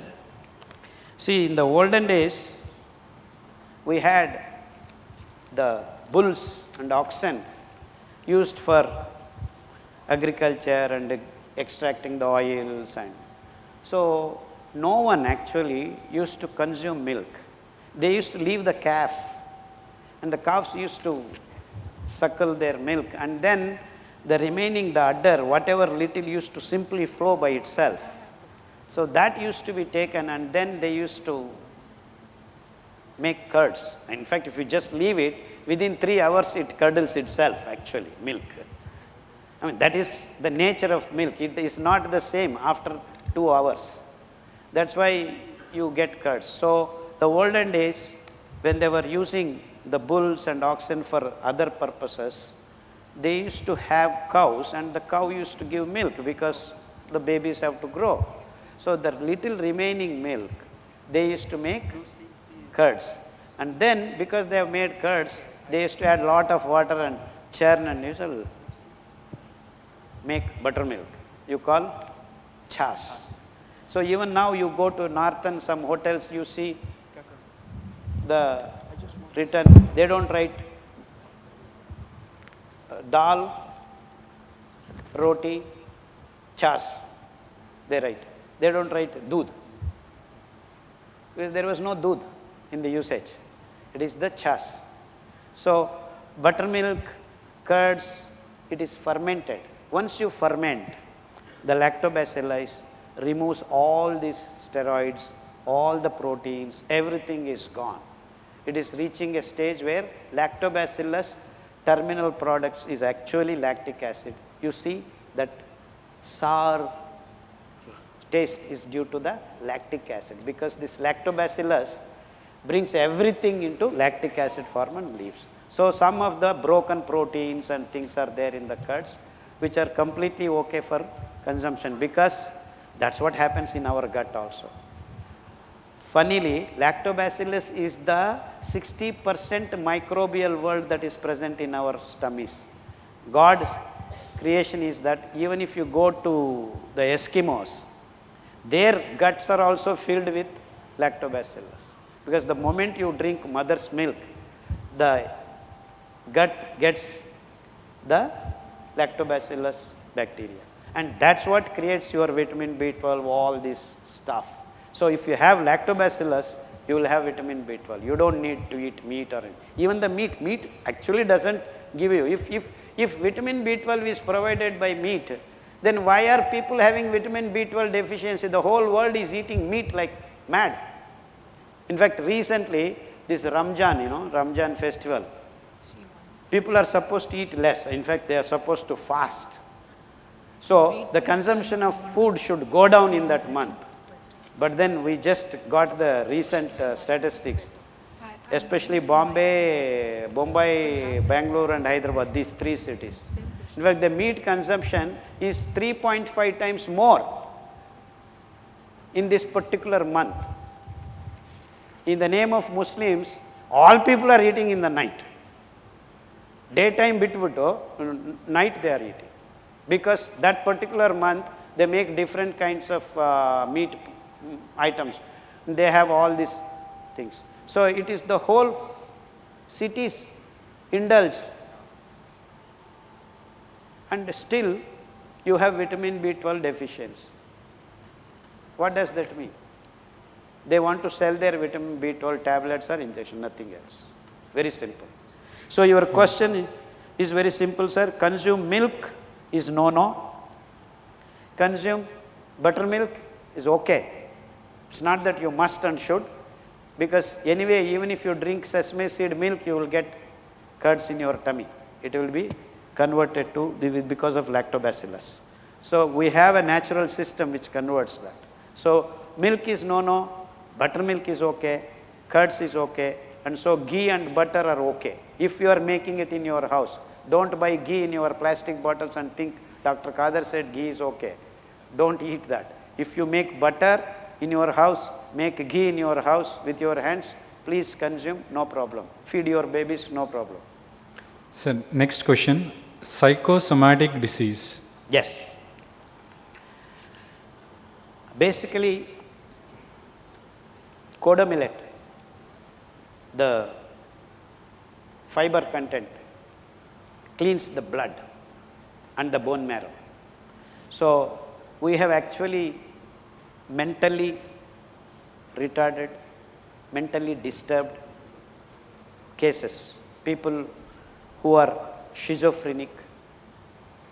All these cases have been helped tremendously by consuming koda millet 3 days and then the remaining millet each. And then the kadas, banana leaf or banana itself as kashaya, turmeric powder or turmeric stem, small piece making kashayam. And then there is a plant called Ruta graveolens, and cinnamon. These 4 kashayams bring back the imbalance that is created in the mind. The emotional imbalance is brought back consuming these millets. And what it does is cleans the bone marrow. So that means the synthesis of blood, every 3 months we rejuvenate, rather reproduce the new blood cells. So the materials that we make this blood, the content of the blood materials is rejuvenated and you are gaining the balance. We have seen hundreds of cases recover and we have de-addicted them from these tablets in a matter of 6 months to 1 year. Sir, next one, can we control or cure myeloma? Yeah, blood-related problems, different kinds of myelomas, acute, this, that, all we have tabled in the, can we go back to the table? Table. We have got 15 to 17 kinds of cancers, blood cancer, bone cancer, uterus cancer, ovarian cancer, intestinal cancer, brain cancer, bone cancer. Like this we have listed. Just zoom in. Yeah, 14 types. In fact, now each table sometimes contains more number of cancers, like kidney and prostate, blood, thyroid and pancreas, uterus and ovarian and cervical, liver and actually spleen, esophagus, like that. So bone cancer, blood cancer, wonderful results, hundreds of patients who were requiring to inject blood every week have stopped now. It's been 4 or 5 years. Many people are completely healthy and hale, no problems. And the kashayams and the Siridhanya that you need to consume, the orders, these are all just practically proven. We have developed giving to patients, and then they come back and report and they are getting better and better. So we have tabulated after watching many patients, hundreds of patients, accumulated results, we have made it into a table over a period of the past 15 years. All right, sir. All that is available on Siri Jeevan. Yes, sir. We'll have a website demo and we'll cover this. Sir, next one, sir, we'll cover the questions from here. Yeah. Sir, metastasis, breast cancer, can be cured? Most of the cancers, 99.9% of the cancers after chemotherapy, radiotherapy, be it brain to lungs, lungs to bone, bone to ovarian, whatever it is, every cancer is going to get into metastasis condition. Metastasis means they don't know how it jumps from one organ to another organ. All that have been dealt with. In fact, there is no single case of cancer treated by chemo and radiotherapy not going to the other place. So most often all the cases, many cases come only after this metastasis. So they had breast cancer, they removed the breast cancer, had chemotherapy, radiotherapy, then they find themselves having bone cancer or lung cancer. Sometimes it spreads into many organs. They have a so-called PET scan. When they see PET scan, you see everywhere. Most often it goes into lymph systems. So lymph system is very dangerous. It's difficult to handle it. So we have handled even such cases. Lot of them are doing very much better, absolutely no problems, and they have got de-addicted from these tablets that they have been taking over a period of 6 months to 1 year. And one question, whether you ask or not, I want to answer is, how do we de-addict with these tablets, either a BP tablet or diabetes tablets or cancer tablets, whatever medicines that we are used to, how do you remove it? So over a period of 6 weeks review, you can slowly reduce your tablets. Don't stop the medicine suddenly because your body is used to it. So even if they are damaging you, you need to de-addict yourself slowly and steadily. Over a period of 6 months, you can get rid of all the medicines from your body. And then eating Siridhanya and taking kashayams over next 6 months will clean up your body, because over a period of 6 months to 2 years, almost everything gets rebuilt in your body. All the cells regenerate. That is, be it bone, be it blood, be it skin. You are getting new every 3 months, So you are not the same, but you are the same. That is the beauty of these biological systems. So we are not the same. Skin cell is not what it was 3 months ago. It's different. It's new. So when you are providing the new wonderful material in the form of food, you are actually reborn with rejuvenated materials, and that's how you become healthier.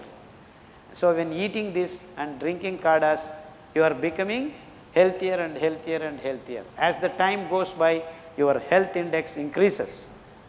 And not only health, you become mentally very stable, emotionally very pakka, solid. Yeah, does asthma get covered in this? Yes, foxtail millet is the grain that heals TB, lung cancer, anything connected with the lungs, that is asthma or even the so-called cough and cold and pneumonia and all these kind of things. Foxtail millet 3 days and the remaining millets each 1 day. You need all the 5 millets going into your body on a weekly basis, because we need to keep cleaning all the organs on a weekly basis at least. So, but then you have problem with lungs, go to foxtail millet, and there are particular kadas recommended in the lungs protocol section. Absolutely no problem. In fact, many kids who are using this puffs, the so-called steroid, corticosteroids they use as puff, hundreds and hundreds and hundreds of them, I don't know how many, have just thrown away those, and many of them get trouble into these monsoon sessions, and then when they go into dust, and then once it starts, then they take lot of, in fact, some kids take months together to get out of these attacks. All those kids are doing very much fine once they started. In fact, you can make milk out of foxtail millet, give them the milk, you can make sweets and all kinds of wonderful things. All he talked about, all the information is available, absolutely no problem. And they say, many people, the moment I say don't take milk, people are, wow, calcium.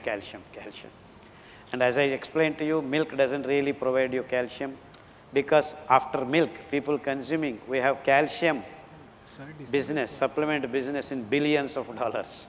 What does that indicate? That means milk is not giving you calcium. If that was true, then we should not have had a calcium business at all. But that is also going on in billions of dollars. So these are all the myths that we have been creating. The real calcium supplements come, just you watch all over the world, all the world cultures, sesame seed is the answer. You go to Arabic countries, you go to America, you go to Mexico, you go to Italy, everywhere people have used sesame seeds. And in India, it's absolute wonderful item, and it is spoken in length in our Ayurvedic texts about the good things about sesame seed, but we have completely removed. So sesame seed, once a week, 50 to 100 grams of laddu made of palm jaggery is good enough to give. In fact, I have lot of dramatic cases after using til laddu. A old lady of 80 years age has been on the bed for the last 17 years.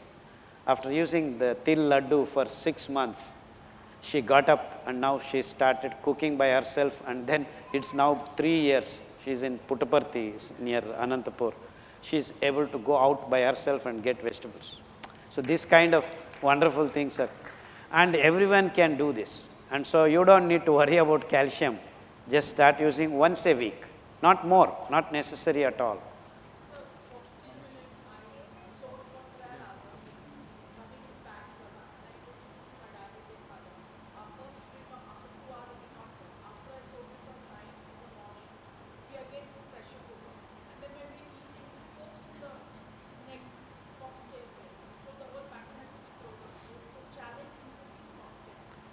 No, I think the supply that you got is something not right.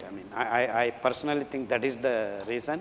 And if you go to these suppliers who are getting you natural things, foxtail millet is the easiest and the, no, not supposed to.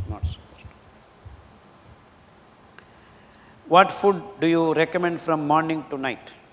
These 5 Siridhanyas, you make anything that you want from these 5 grains. The recommendation is you change every 2 days each millet, so that all the 5 grains cover you all the parts of the body. Parkinson's, yeah, hundreds of cases, Parkinson's, people who could not sign, people who cannot drive, people who cannot steps, they're all doing fine. Hundreds and hundreds. Muscular dystrophy, yes, we have actually piled up few cases, and then we are going to release another table for muscular dystrophy, multiple sclerosis, myasthenia gravis, MND. All these rare diseases are also covered. We are coming up with this similar table in another week or 2.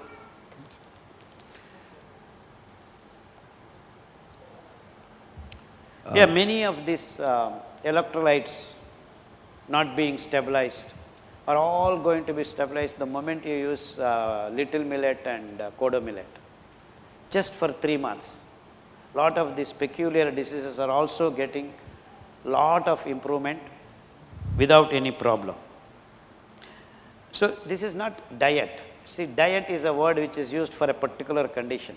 We are trying to communicate to people that this is the food for you. So this is not a diet. This is the food material that human race should depend on, and it will, according to me, in future. There is no option for us.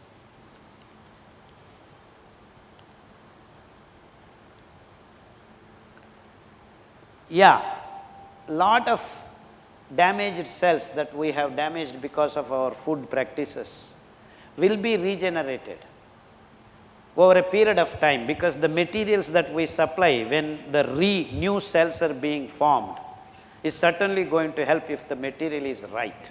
So the millet food is the right food. So over a period of 2 years to 3 years, I am sure you will have the new things in your body. That means even if your bones are weak, your bones will become stronger over a period of 2 or 3 years. And that's why I keep telling in my lectures, 6 months to 2 years is the period that you need to give to get out of all your systems being corrected. So all things will be corrected if you give enough time. And each individual, depending upon their condition, it may take 6 months, or for someone it may take 2 years. Maybe some deeper problems may take some more time. But for sure, you will be certainly helped with the millets as basic staple food for you. Yeah, how to acquire leaves for kashayas? You better grow them. Most of the plants can be actually acquired from the nurseries, physically more sensitive, and because when you pluck a leaf, after a week it will grow back. 99% of the plants give leaves. The moment you take one leaf, after 3 days it will grow you 3 more leaves. So that is the way we replenish, and that is the ecological model. We don't damage the ecology, we only just partake what we require. Good evening, sir. Yeah. Yeah, very good evening. I'm Shrikant, I'm from Bangalore. First of all, I have a testimony to share. My wife has been diagnosed with extreme sugar conditions, diabetes. She was, at one point of time, she was showing like over 420, 420, 430. That was extreme. So this was 8-9 years ago. So we switched to millets, and now we don't even think of going and checking the blood sugar levels. So successfully with millets as an inclusive diet, we have got rid of major ailments. So this is the testimony that I would like to share, followed by 2 questions. I'm a person who have quit my corporate job in 2011. I started moving towards a sustainable life. And what I do is I talk about bioenzymes, making natural cleaners that we were discussing on the slides. And I also talk about probiotics for the gut microbiome and Yes. The fauna and the flora. In fact, it is the gut microbial world that is really responsible for our well-being more than ourselves. So during my journey, we started with millets, but of late I've kind of become a fruitarian. I've been including a lot of prebiotics for myself, a lot of fruits, and I steam some vegetables and some tubers and some legumes. This is what I consume. So we stopped eating rice and wheat 9 years ago.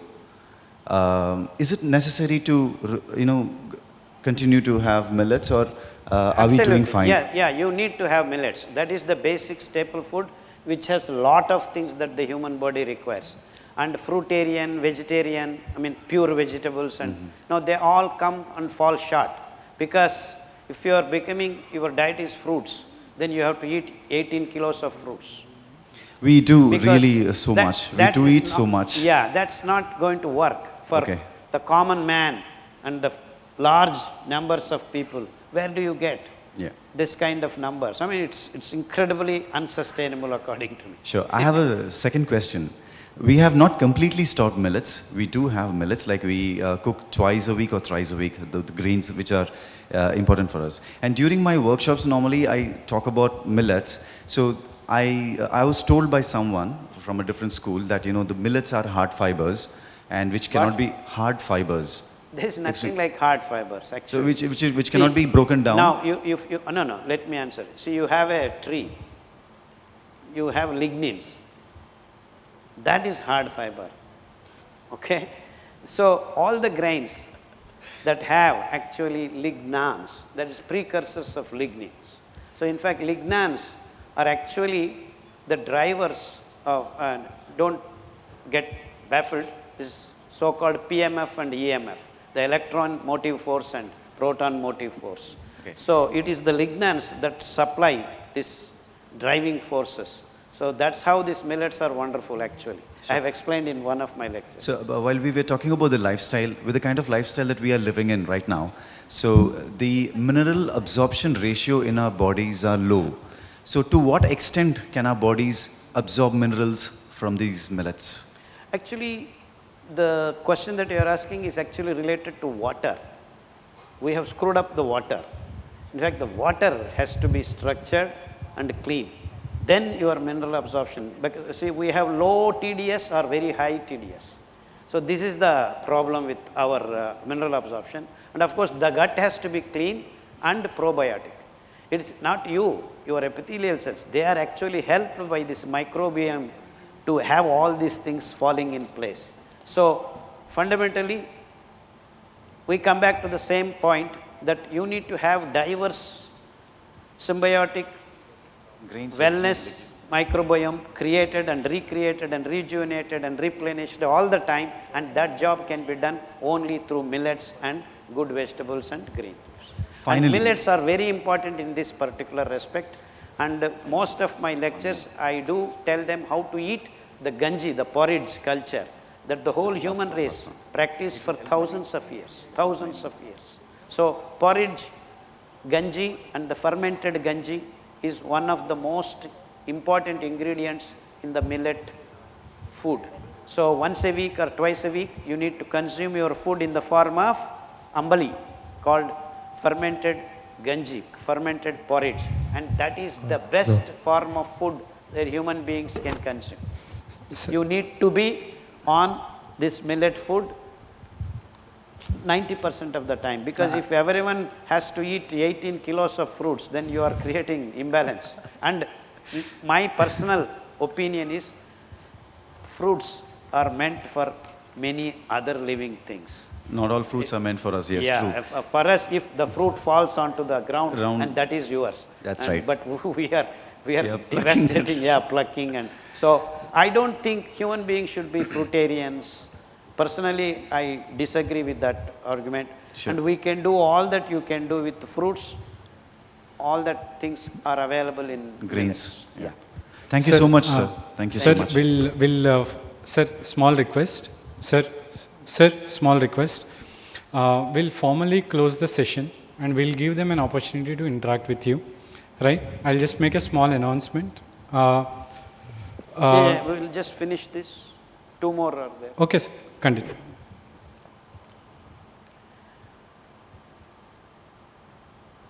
Yeah, stones in gallbladder, stones in kidney, prostate gland being inflamed, all these things are easily covered in the protocol systems of the 41 kind of thing. And what is structured water? Structured water is no complications in this issue. It is simple. When the water comes from rain, it just flows in the form of rivers. So there is potential energy carrying the water. And water being what it is, oxygen and hydrogen, the delta positive and delta negative due to the sp3 hybridized electrons, you have this delta positive and delta negative nature of the water, which creates hydrogen bonding, which is absolutely unique for this particular triatomic molecule, which makes water the most miracle liquid on this planet Earth. And that being the case, when it flows, when it is flowing, it catches certain minerals and things like that. That is why flowing water is the structured water. But then when you have these settled systems, we are running it through plastic pipes and then putting it in the plastic containers, and then we make it stagnant in the form of dams, and so it is losing its structured nature, because when you make them settle down, and lot of things starts happening in the water, and you have lot of contaminants which change the structured water. That means oxygen, hydrogen do not line up properly because of these issues. So if you want that to be lined up again, you need to go to the copper plate, which has the d orbitals freely rotating, which structures the water. So over a period of 7 to 8 hours, copper plate does this job. You can start drinking water and using water for food preparations, making the copper plate contact for 5 to 7 hours. Then you start seeing the difference. So this mineral absorption, all these things can happen properly. In fact, all your small digestive troubles can be easily overcome by just using this copper plate water. We call it structured water, that's all. I mean, you are orienting the oxygen and hydrogen molecules, and the hydrogen bonding is properly adjusted once it touches the copper plate, unlike your plastic tubes or stagnating water and all those things. So it is a simple thing. You just have to take a copper plate.